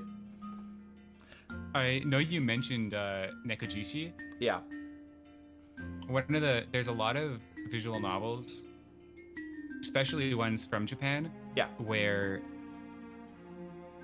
there isn't a main story. The story is like, who do you want to be with? And then you go down a story tailored to that character. Hey, you just described the worst game I've ever played. Real talk. When I was starting off streaming stuff like that, I played a visual novel that was based on that anime where they shoot people with guns because they break the law and just kill them. Like they just instantly kill them, and the people that do that are people that broke the law and have been given a chance. Psychopaths? Yeah, I think it's Psychopaths. Yeah. Yeah, it's Psychopaths. So I played a visual novel based off that, but like you were played as like a third-party character, and basically the whole game was just narrated to you. Your choices did not matter whatsoever. The same scene would play out no matter what happened. But then the main game was your relationships with the members of Psychopaths and trying to woo them. And I played that for like 4 hours, and I returned. That's the only game in my my years of gaming that I've ever returned. I was so disappointed with it. Like, and that turned me off visual novels for like a decade. And I'm playing this game now, and you've turned me back onto visual novels because I love books and shit. Wait, is that clippable that Klace turns me on? Change. Oh, yeah, let's do it. Can someone do that? Rip. Anyway, hit me with the winds of change. I was going to say when I was developing the game, I chose to take the visual novel format that people know. Yeah. Like, for example, a lot of visual novels, if I could use terms on Winds of Change, they would be like a Fortem route for the story, a Valessa route for the story. Yeah. You had to choose your character, but I chose to take elements from games in the West, like Mass Effect and Dragon Age, and mix the two together. So there's a main story, but the romance is always separate. It's always optional. Yeah. So honestly, and I think that's what helps this game stand out from other visual novels, is that it's kind of a hybrid of a lot of different game ideals. All right, Klace, I'm going to give you something that happened to me. And I'm going to see if this has happened to you, and it's probably what's made you a better storyteller, stuff like that. So when I got into storytelling stuff like that, I used to play D&D, okay? And the first main big game that I played D&D, and Wild in the chat, you've probably seen him around. He's one of my main moderators, one of my best friends, stuff like that. He was also in this game. It was our first main game of D&D that we ever played. Like, before we played like one-shots, but this was our first main campaign. We played this game for a year and a half. It was the worst game of D&D I've ever experienced in my entire life. We had a sadistic DM that just enjoyed like torturing the players. It had a death system where you would die constantly and then you would resurrect and you lose 3 levels and a bunch of bullshit like that. TLDR, I had a terrible time. And I saw that and I'm like, okay. No. Oh no, and I went through that, and then I took the members of that D&D group and was like, hey guys, do you want to play a game of D&D that's not shit? And they're like, yes. I'm like, I'll tell you what. I'll be the DM, and I'll go ahead and build a world, and I'll try to do this right. And at the time, my fiance had never played a game of D&D in her life. The one time that she did play D&D, it was with those DMs, and they murdered her pet within the first 20 minutes of playing. So that was the thing. No. Yeah, so she played as a ranger that had a tiger as a familiar. Also, she wasn't a furry at the time, and after 5 years of being with me, she became a furry and made a tiger fursona. So they essentially killed her fursona in the D&D game. So get fucked. Anyway, that's off to a bad start. Yeah, so I was like, hey, current significant other, how about you come and play D&D with us? And they were reluctant. I was like, I will make this a safe place. This will be an adventure for like fun and laughs, and you're the hero, all this kind of stuff. And I promise I won't kill your tiger. and she was like, no, I'm making a Dragonborn. He's going to be Paladin. He's going to be awesome. I'm like, fuck yeah, he's going to be awesome. 5 years later, we're still playing the same campaign, and I've taken all those lessons of what not to do and applied it to what I did, stuff like that. That was a long-winded way of asking, what lessons or bad experiences with other things that you have in your past that you knew you did not want in Winds of Change? Who am I with, Jared? This is the developer of the game. One of the main things was avoiding the mistakes that I saw in other story-heavy games. I'm never gonna dunk on the Mass Effect trilogy, but a lot of people think it didn't stick the ending it was setting up for 3 games in a row. A lot of people say that, yeah. And I wanted to try avoiding that, so I would always look at, you know, not necessarily critical reception, because still Mass Effect 3 got very good reviews. Mm-hmm. But you want to listen to what the fans and the players are thinking. What they felt when they and finished it. I was able to take in a lot of ideas on things to avoid from reception of similar games. And 2, when I'm seeing a movie in the theater, I'm always looking at the reviews, what people liked about it and didn't like. I'm always trying to figure out the best things to incorporate and the best things to avoid, like all the time. So, whatchamacallit, Klace, I've talked before about how I'm very scientific and stuff like that, but that's just one side of me, okay? The other side of me is extremely empathic, stuff like that, and, like, understands emotions, stuff like that, and from what you've already told me about this story, and what stories need is, high points and low points of emotion, reliefs and tension. They need to have, like, an emotional structure that doesn't leave somebody in an emotional state for far too long, otherwise they get burnt out. And from the fact that you told me that so many people have like cried in your game or has been so invested in just the time I spent with this, I find that you have just such a way of crafting very emotionally dynamic story stuff of that. Where did you ever learn that kind of skill? Or like if somebody else in the audience is wanting to get into writing or something like that, how did you develop your craft like this? It's probably just from consuming media related to it. All my life I've played video games. I've always preferred single-player, story-heavy video games. Did you watch this? All right, well, I'm going to flip that on you. You know, if you want to... Okay. I'm going to flip that on you. So you're going to say that, and then like 99.99% of these people will be like, oh, but I watch so many movies, and I like video games, so why can't I write like you then? There's something, there's a deeper level than, like, you watched these and you understood them, some of that. What did you go deeper in order to actually craft that? What is about you that was able to make this so, like, you're able to translate all those absorbed experiences into an actual product? Well, it might be similar to what you mentioned, like the aspect of empathy, the ability to understand human beings, the way they think, the way they act and talk. I think that the more in tune you are with that, the better fiction you can write. I think that all my years in retail, I was about to say, people all the time, so many different people talking so many different ways with so many different personalities. It was very great study that helped me write like this when I jumped to game design from retail. Sorry, I'm just gonna time somebody up. Boom. Bye, bitch. Anyway, honestly, I was just second you started talking about that, I'm like, holy shit, you're not wrong. Because the more I got into management, customer service, and like dealing with so many people at the same time, was when my storytelling with my D&D stuff that started getting better and better and better, and I was able to translate more.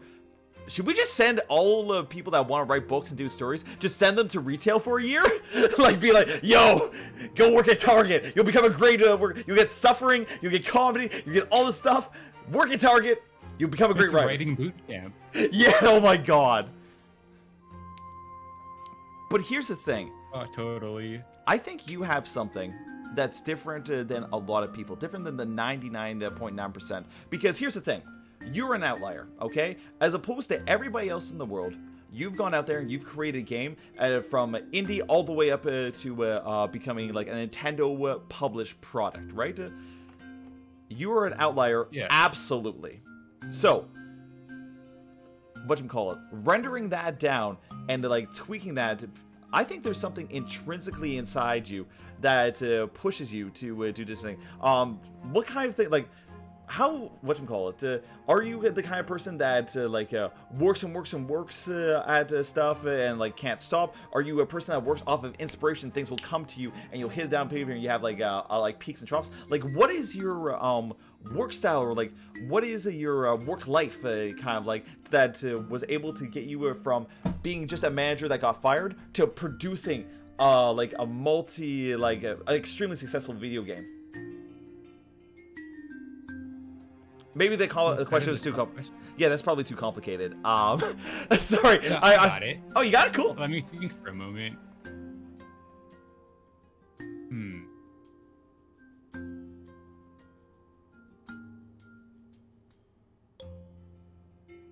It was what helped me make the jump? Is that what?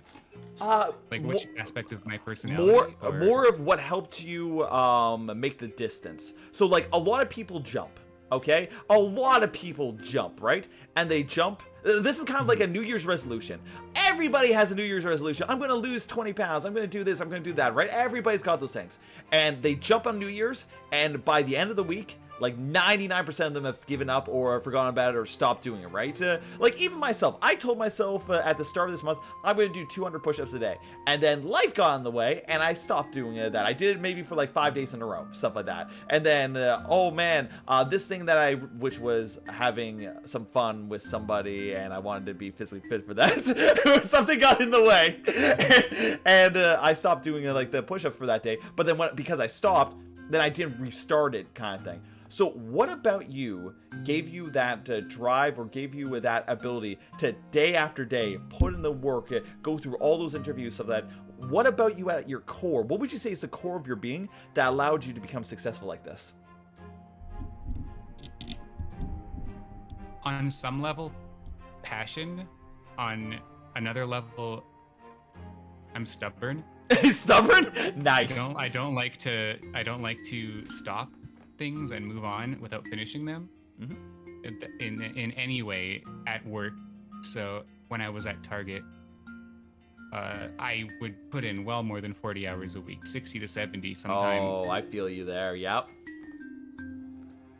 But it was that I didn't give up. That is how I was able to keep going. A lot of people do give up because of these things. You know what? I can resonate with you so hard.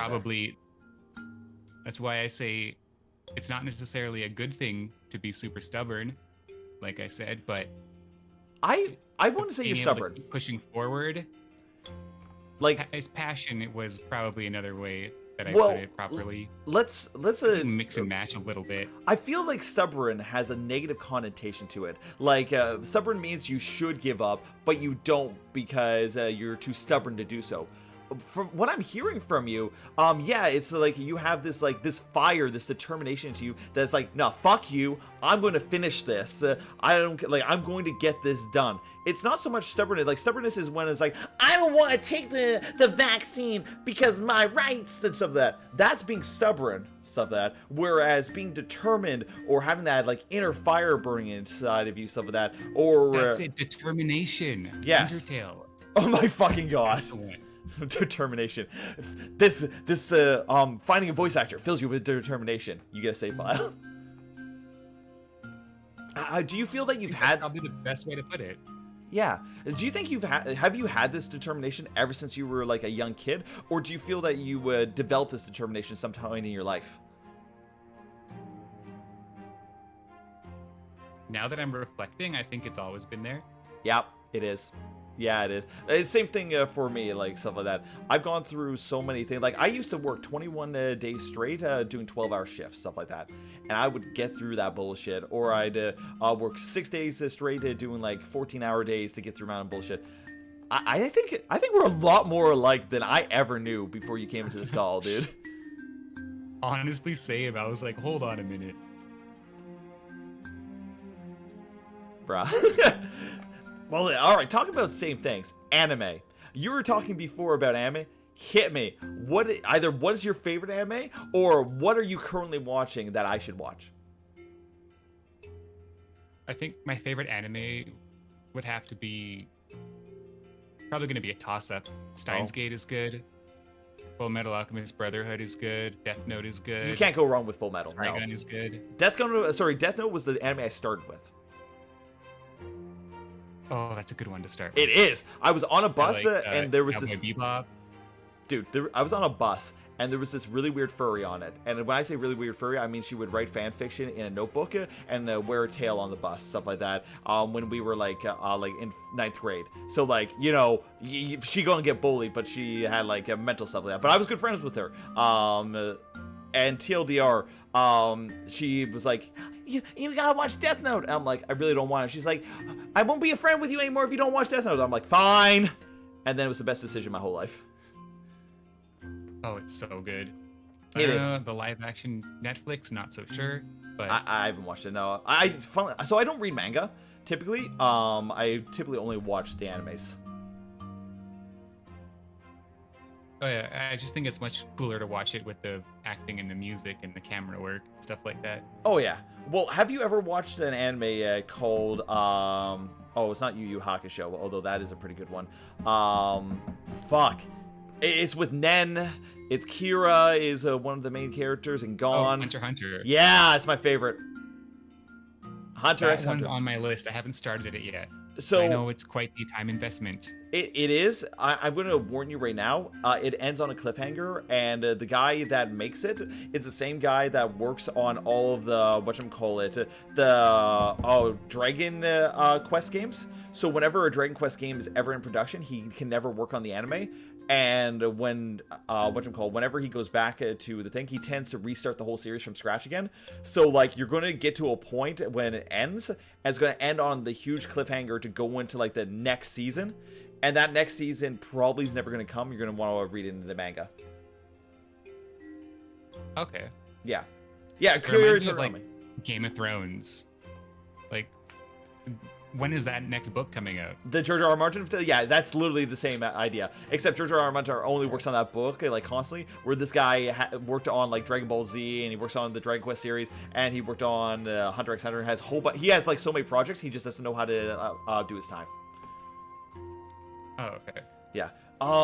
There was a couple good animes though, like Tokyo Ghoul for me was pretty good. I'm very much more of a shonen type fan, so I've watched like Food Wars, which cringed the shit out of me. It was good, but it cringed the shit out of me. I'm not the kind of person that goes to anime for over sexualization. I'm going in there for the stories and the action, shit like that, and then to see like, oh, I eat this food and my shirt rips off and my nipples get wet. Oh, I'm like, oh, fuck off. But the food's cool.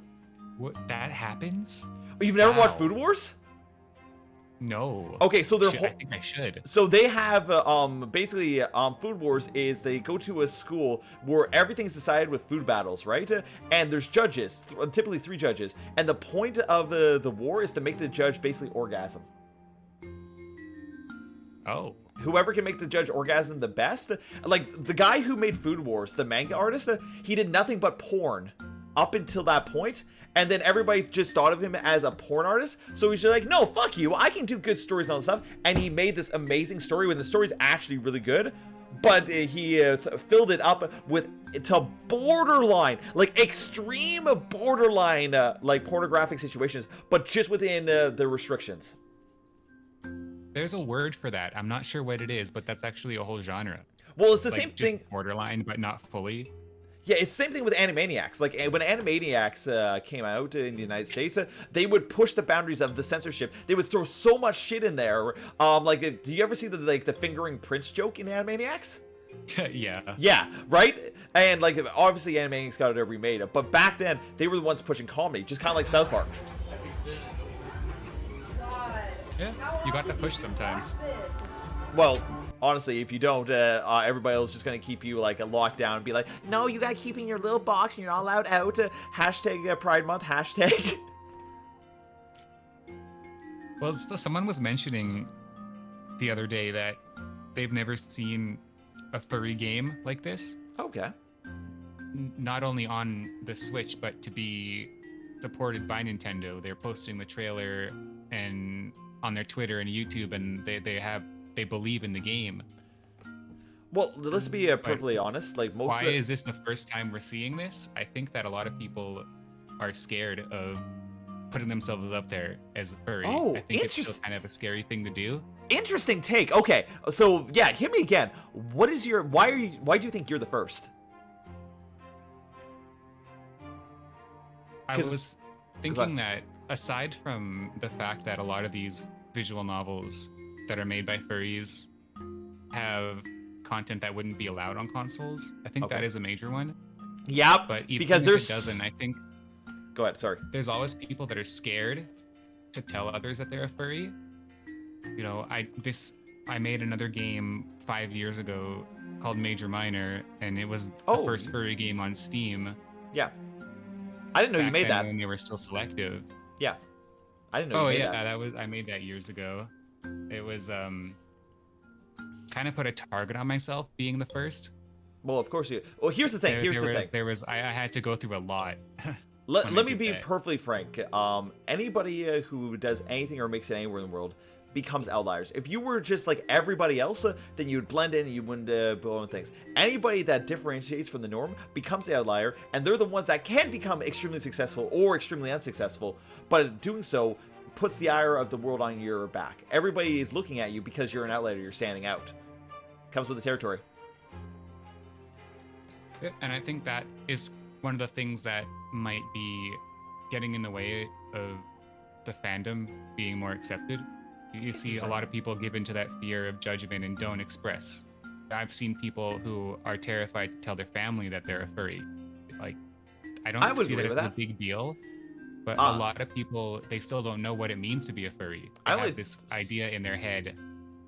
That's not true. There's so many stereotypes about us, you know? You're not wrong. Funnily enough, I actually only told my family that I was in the fandom this year. Really? Yeah. Do you know, like, because a lot of the times it's always like, is it like that CSI episode? Is that true? Oh, like, no. Funnily enough, when I actually started telling my mom about it, she thought I was the photographer and not the actual fursuiter. She thought I was just taking pictures of shit. Oh. Yeah. So, TLDR, the only family I have is my mom left. Everybody else is dead, stuff like that. So, she's my main family. TLDR, I didn't really, like, tell her because, I sometimes I compartmentalize my life, and furry was in a box that was one of my hobbies, and like it's kind of like how I don't want to bring like furry to work, or how I wouldn't bring furry into like my at the time relationships, but now I've realized it's a mistake kind of thing. But TLDR, like I compartmentalize a lot of my life to keep things like keeping your plate, not having your like peas on top of your steak or something like that. And slowly over time, I've become more comfortable with letting a couple peas go onto my steak and having some steak cubes go on the peas. Yeah, that makes sense. You know, I think that, you know, like we need to expose more people to what it means to be a furry outside of, like, there's still people who think you can't be a furry if you don't have a fursuit. You can't be a furry if you don't have a fursona, or you pay all this money to fly around the world going to conventions. Yeah. A lot of people don't know that you like Zootopia. Oh, you that's all it takes. You like the animal characters. That's it. The reason why that get a game out there and try to challenge and educate people on what the fandom really is. I think that was one of my main goals. Oh fuck yeah, dude. Well, I would kind of like to like fight against that little theory just a tiny bit. Not saying you're wrong whatsoever, but those people when they look at the fandom, like we were saying before, they see the outliers. They don't see the vast majority. Like, when you go to a con, you know this yourself, the majority of the population isn't suitors. It's the normal con patrons, stuff of that. But whenever you see the pictures of the convention, stuff of that, everybody's just taking pictures of the suitors, stuff of that. When you go online to like YouTube or Twitch or Twitter, you're seeing people in suits, or they have VR avatars or stuff like that. Things that cost thousands of dollars. And why they're looking at it is because all the rest of the furries are looking at it because these are the outliers. They're standing out. So, I don't know. How often did you watch this? How much? I guess I'm curious. How much influence do you think this game might have on people that are furry adjacent or not furries currently? or at least what you're hoping for. I'm hoping that, you know, this game is marketed, you know, the word furry is actually used in the marketing. There's no denying that this is furry game by furries. Interesting. Did Nintendo actually use the term? First time we've seen. Yeah, they did. Oh. And it's like, oh, you got Nintendo to say the word furry today. I did. Nice. It's new territory. So I'm not entirely certain what to expect just yet. But I would like maybe at the end of the day, even someone who's curious finds the community and joins it. Even one person would be good. Because I know how much it means to find this community and what it can do for people. Here's, in my honest opinion, here's what's probably going to happen. You're not going to see the fruits of that labor until about maybe 4 or 5 years. Because in my honest opinion, what I think is going to happen is that a bunch of kids, not when I say kids, I probably mean people like in their like early teens, stuff like that. Maybe I call 20-year-olds kids sometimes. Holy shit, because some of them are so mature. But TLDR, this is going to go out and they're going to play this. And it's going to spark an interest in them. And you're going to start to find maybe about 5 or 6 years later, you're going to have so many people approach you and be like, dude, your game changed my life. And you're not going to know how to deal with it. Well, I actually get that now with my first one because it is 5 years old. Really? Oh, tell me about that. I've seen that firsthand of people who found it and found the fandom from it. Dude, and to get a message from people like that, or, you know, the game and the story helped them while they were depressed because it gave them happiness and, you know, friends to hang out with and interact with and stuff like that. Oh, that's so awesome, dude. Fuck yeah. Bruh. Yeah, I don't like. It's such a weird thing to get an email or a DM that says you changed my life. Well, here's the thing. You get that email or DM, but I know statistically that those emails and DMs are the outliers. Those are the people that actually had the courage or the will to like reach out to you, which is the small vocal to minority of a vast majority that just don't have the courage to approach you, or just don't have the means or the will to like reach out like that, but still it was affected in their life at such a strong degree. Yeah, one thing I've noticed is that a lot of people, you see the hate more, like for sure you do. Because they hate a bunch of 14-year-olds that have problems with themselves and they're trying to vent their anger. And it's like for every person that's hating on you, there's so many more people that are just silently enjoying your content. Yeah. That you will never know because they're never going to come tell you, because people speak up on the negative way more than they do the positive. Now, you're speaking pretty analytically about this, but like, how did this kind of stuff affect you early on in your career? Because obviously, you've blown up in the fandom at different points of your life, stuff like that. Obviously, as an outlier, you're going to be the ire of some people's eyes and stuff like that. How have you dealt with the negativity or basically the, not so much backstabbing, but just the unconditional and justifiable negativity that flows your way from being an outlier? Well, it's kind of the same thing. Like if I see a hate comment, I'm like, okay, sure, they hate me, they don't like this. But then I think of all the people that feel the exact opposite that just aren't telling me. Mm-hmm. And because that speaks for itself in how many copies we're selling, the reception, the reviews, the user reviews of people who've actually bought it and played it are way more important to me than that person on YouTube who's like, ew, furry game, bad. Interesting. So for you, you just focus on all the good you're doing, and therefore you're able to ignore and push away the negativity.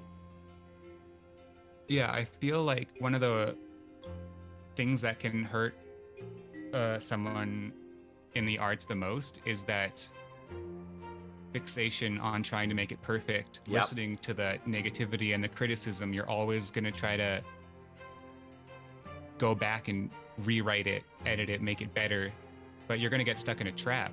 You're just going to get stuck. You're never going to actually finish what you want to do. Funnily enough, so I think that it's always more important to just keep pushing forward. Absolutely, yeah. And I think that ability of yours to keep pushing forward is one of the reasons why you've been able to forge with your determination as such a strong outlier and make it such an awesome, honestly, awesome fucking game. Well, I'm learning about myself tonight. I didn't expect that.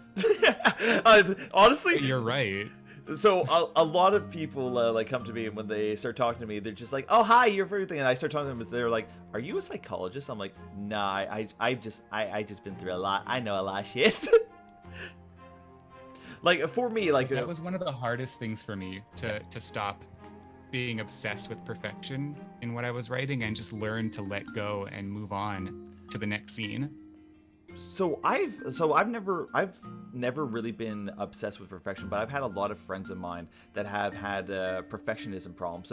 And what I find is when people have a perfectionism problem, it's typically not that they want to be a perfectionist, is that they have something inside of them that makes them feel uncomfortable, whether it be anxiety, fear, dread, just some sort of hurt inside of them, that if they don't perfect this, that won't go away. And if they walk away from something that's not perfected, then they feel those emotions well up and attack themselves with that. And I find that instead of dealing with it healthily by acknowledging those feelings and accepting them and not acting on them, because if you act on those feelings, then it just feeds that beast. They tend to just attack this thing until it's perfect and stress them out to a point where they're looking for other people's approval to make sure it's perfect, and they can't be satisfied with themselves until they get other people's approval, and that becomes a negative cycle because, as you know, online, people give you negative all the time. It's basically self-sabotage in a way. Oh yeah, 1000%. It sounds like you were able to break away from that super early because you're just a determined little fucker.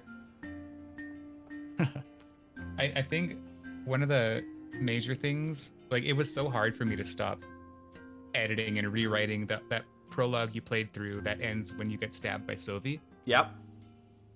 That was earlier on when I didn't know how to I wrote that like 8 times, that whole opening couple hours. I started over so many times because I wanted it to be perfect. Yep. And I'm like, if I do this with every portion of the game, I'm never going to finish. So I had to learn to keep moving forward. Interesting. Well, then I have two comments on that, and we'll see how well they resonate with you, okay? So I used to do a lot of music in high school, stuff like that, and it's really thing. I was like, we competed provincially and all that kind of good shit, stuff like that. I really love music. I don't have a trumpet anymore, stuff like that, but I used to play music a lot. And something that was instilled into me very, very early while playing stuff like that is that the audience has no idea. Even if they've been in the industry for years, they have no idea what the actual piece is supposed to sound like. So to you, the person playing it, stuff like that, if you fuck up on that one note, right, your world crashes. If you're focused on perfectionism, your world crashes down, and then you're gonna fuck up all the notes afterwards because your mind's not focused on what it's doing, and therefore your entire world and everything crumbles, and people will notice. But if you just flow with it, you accept that whatever you made by mistake, and then you moved on from it, and you keep on going with the piece, nobody in the audience is going to notice it. In fact, there's actually been studies where people have like flipped their music upside down by accident and played that and just owned it, and the audience had no idea. Really? Yeah, there's a famous clip online. I can't remember who it is. It's a very famous piano player. He played an entire sheet of a symphony upside down by accident. He realized it, and after he finished playing that sheet, he flipped the entire book over and continued playing. Oh my god. Yeah, and the entire audience erupted in laughter because they didn't realize that he was playing it wrong until they started hearing the recognizable notes of the symphony. Huh. Yeah. So your It's perspective. interesting because I have one thing. Oh, sorry. Well, I was gonna say, from your perspective, that entrance, that story at the start would almost never be perfect because you could keep rewriting it, keep rewriting. But me as a player, I don't know the drafts. I don't know all the things that were going on in your head before. And when I get that presentation, it's always perfect because it's before me. Yeah, and a change in perspective helped me so much too, because I was talking with Softbite, the background artist, and I think the background art is perfect. Like, I really like this scene here in Milas's house. Yeah. But if I asked him he would point out 50 things he didn't like, 50 things he wanted to change. Yep. But from the outside perspective, I can't see any of that. Hey, every artist in the chat get called out. My writing might be the same. That maybe they think the writing's good, I'm just being hard on myself. Oh. Just like Softbite is with his background art. Or, Zap Beast is with his character art. Absolutely. Though, that being said, I typically apply the cigarette model to my life whenever I'm working on stuff. Do you have any idea what that is? No. Okay, so whenever I'm doing something, right, I'll do 80% of it. Like, I'll take a task that 80% of the stuff about it, I know exactly what to do and how to complete it, right? And then 20% of that task, I only vaguely know what to do or don't know how to do it all. So that every single time I do something, I'm progressing. Like, basically, like, I'll be able to complete that 8%. I don't set goals for myself so outlandish that I get overwhelmed by all the new stuff and can't progress forward. That's how I work in the things. And I find that, like, a lot of artists, they kind of just jump in and they just full deep end themselves. Where it's just like, I'm just going to jump in and I'm going to try to do this. Instead of taking those baby steps and grow steps to grow and learn and just add on as time goes on. How do you find, like, do you tend to just jump into things, or like do you tend to like focus on things? Like, how is your work method? It was 100% baby steps. If I were to take a step back right now and look at this game as a whole, yeah. If I sat down at a desk and said, "All right, let's make that," I would be aimless. I would have no clue what to do. Breaking it down to, okay, tomorrow's June 5th. I'm gonna write 1,000 words of dialogue today. That's it.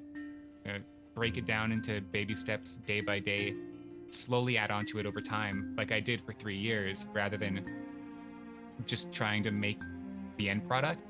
I had to really look at it on a small level every single day.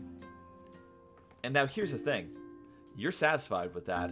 There's a bunch of bitches out there that if they wrote 1,000 words that day, it wouldn't be enough for them, and their insecurities or their perfectionism would have attacked them, being like, "You didn't write enough. You didn't do enough. You're shit. You had to have done more, man." And if you have those thoughts in your head, it just eats away at you. And I bet there's times probably where you felt like that, but I'm pretty sure, just getting from your vibe, that eventually those went away, and your determination, your confidence built over time, that you just kept flowing with it. Yeah, one of the things I noticed was that because this game on Steam, it came out in an early access period, every month I would add the new story and the new voice acting over the course of the years until I finished it. Yeah. And the most important thing that stood out to me was that the patches I was most scared of people not liking, they ended up liking the most.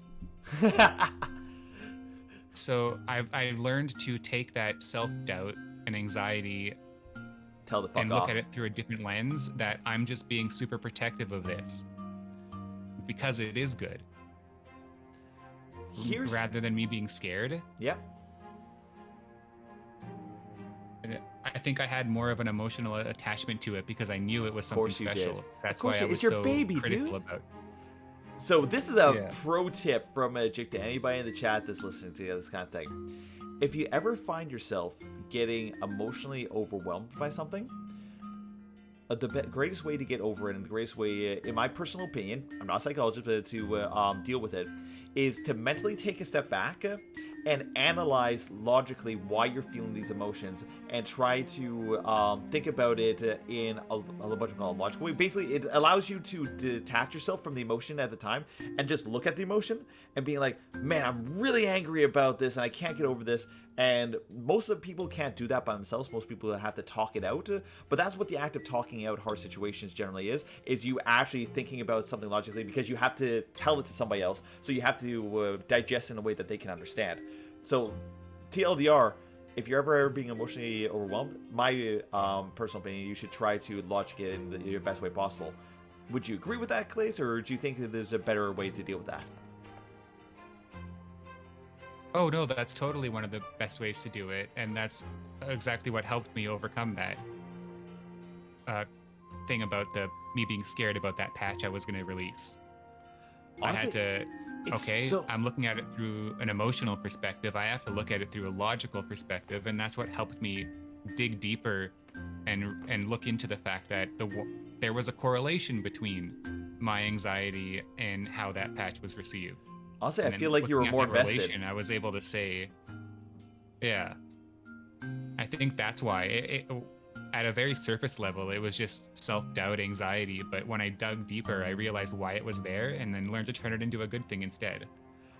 Okay, digging a little bit deeper into that, do you feel that those patches that you put out, that you would put more work in, or you put more of your, like, I would say your soul investment, like you were way more invested, like something about that episode that you were releasing, you were just like, oh man, oh, I like this a lot, or like I put so much into this, I really hope it works out, and there was this background fear, or like this anxiety that, what if they don't like it, what if they hate this thing that I poured so much effort into it, would that would demonize me and my work and everything I've gone to?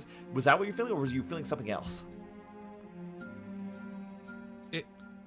The fright, now that I'm thinking about it, I was more scared of releasing the patches that had more emotional scenes.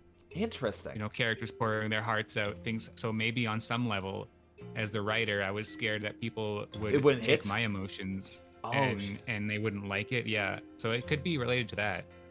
Honestly, okay, I can feel that. So when I do like D&D stuff like that, and Mike, players can attest to this, we've had some really emotional scenes, and amping up to it, I will be thinking about it for weeks in advance and going it over again and again in my mind, and like just trying to like think about everything, because I'm just so like invested in that thing hitting.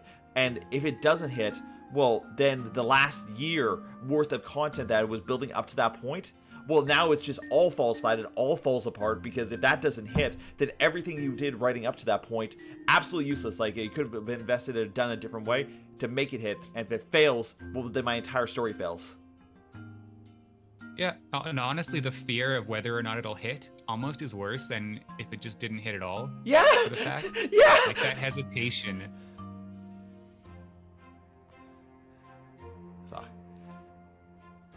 Well, Klace, it is 12:50. We've been talking for like 2.5, 3 hours, which has been fucking awesome. I've loved this, honestly. It's been good times. But I honestly have to hit the sack because I have an early morning. Is there anything else about this game or something you would like to tell us? We have about 10 minutes left for you to pour your heart into anything else. Is there anything you want to talk about? You know, I think we touched on so much. But I'm drawing a blank here. I think I would like to see you continue. If you do, I would like to pop back and hang out more, even if it's just in the chat. I'm too invested. Themselves. I'm too invested. If chat wants to learn more about it, they can hop onto my Twitter. Hell yeah. If they can put up with the memes that I'll post in between, but I am too invested at this point not to continue it. Subnautica was going to be my next game in the series because we just finished Bioshock and it was an underwater theme, stuff like that. I was going to buy a squirt bottle and squirt myself in the face every single time we got follow because like underwater bullshit. Oh my gosh. Which we probably will still do, but I think I'll dedicate at least a day a week, if not more, to like continuing this on because I'm just loving this fucking game. A lot of my games are like extremely like action oriented, but I'm having just so much good vibes and emotions, and like I'm making fun of these characters and having just such a good time with the characters. I can totally stream this. I think my chat and everybody else has been having a great time too. So with all that being said, Klace, thank you so much for interacting with me early enough so we could plan these things out, reaching out to me to play this game and work with you on this, and even dropping the 5 gift subs, and up on top of all that, coming in for an interview and hanging out with me for like the last 3 hours. You have no idea how much I appreciate it and how much fun I've had, not only enjoying your content, but enjoying spending some time with you. No problem. I had such a good time. Fuck yeah. All right, with all that... I do need some sleep too, though. It's 3 a.m. Yeah, actually. It's fucking late, dude. It's fucking late. So, Looks like oh, Wild, thank you. So this is why Wild's my best mod. This is why Wild's my best mod. Wild has just dropped the link to the Twitch, the Switch details of your game from Nintendo. He's dropped your Twitter and all that kind of stuff. Guys, if you guys don't know Klace, holy fucking shit, what are you doing? Follow this bastard on Twitter. Click on that Nintendo thing. And guys, this game's worth 20 bucks. Like, come on. Of all the games I played this year, this is probably the most worth game I've seen that I played. So, yeah, no, straight up. Like, Resident Evil Village is up there, but Resident Evil Village cost me 80 bucks. This has cost me like 20 bucks, and I'm more invested in this game within the first 2 hours than I was in Resident Evil Village for the first 2 hours, because Resident Evil Village had Chris being like, Ethan, no! And like, I'm like, wow, Ethan's a dog now, bruh. It took like a good 4 hours for me to get invested in Resident Evil Village. I'm invested within the first half hour of this game. Well, I'm glad to hear that. I would love to hear what you think when the credits roll. Oh, I'm going to be mad. Start and finish type thing. I'm going to be mad. I know I'm going to be mad, or I'm going to cry, or I'm going to be sad. There's some emotion that's going to come. This is a story game. I'm going to be some emotion. I'm going to take it out on you. Well, I guess we'll find out, huh? All right. Well, with that all being said, Klace, you have yourself a wonderful night. I'm going to slow on down the stream. But before we go, Klace, as our special guest, this is not my normal stream day, so I don't really know who's on. Is there anybody you would like us to raid tonight? Ollie's playing right now. Ollie? Oh, Ollie. I fucking love Ollie. Okay. Yeah. I'm just going to have to get their whole name. Yeah, I wish you all a good night. And thank you for having me. Fuck yeah. Well, hey, maybe we can get you on for the finale, and I can take my anger out on you. Oh, for sure. Hell yeah. We can organize it. I'll be like, I'll start texting and be like, bro, I'm like 20 minutes from the end. Get your ass on here. I'm so mad, or I'm so happy. It's time. Yeah, it's time. All right. Well, you have yourself a great night, buddy. All right. Yeah, take it easy. Thank you. Bye. Bye. All right, ladies and gentlemen, with that is going to come to the end of our interview section with Klace. It went on for a lot longer than I expected, but honestly, I was enjoying every moment of it, and I hope you guys enjoyed. With that all being said, we are going to raid Ollie tonight, so let's go ahead and find our good old Ollie boy. Is Ollie in the, there he is. There they are. Boom. Although, Husketeer, my crazy crackpot theory. There we go. I love Ollie. Let's go ahead and raid this guy. So, the Winds of Mold will be the raid message for tonight. So, let's go ahead and get that going, and we'll do our normal outro.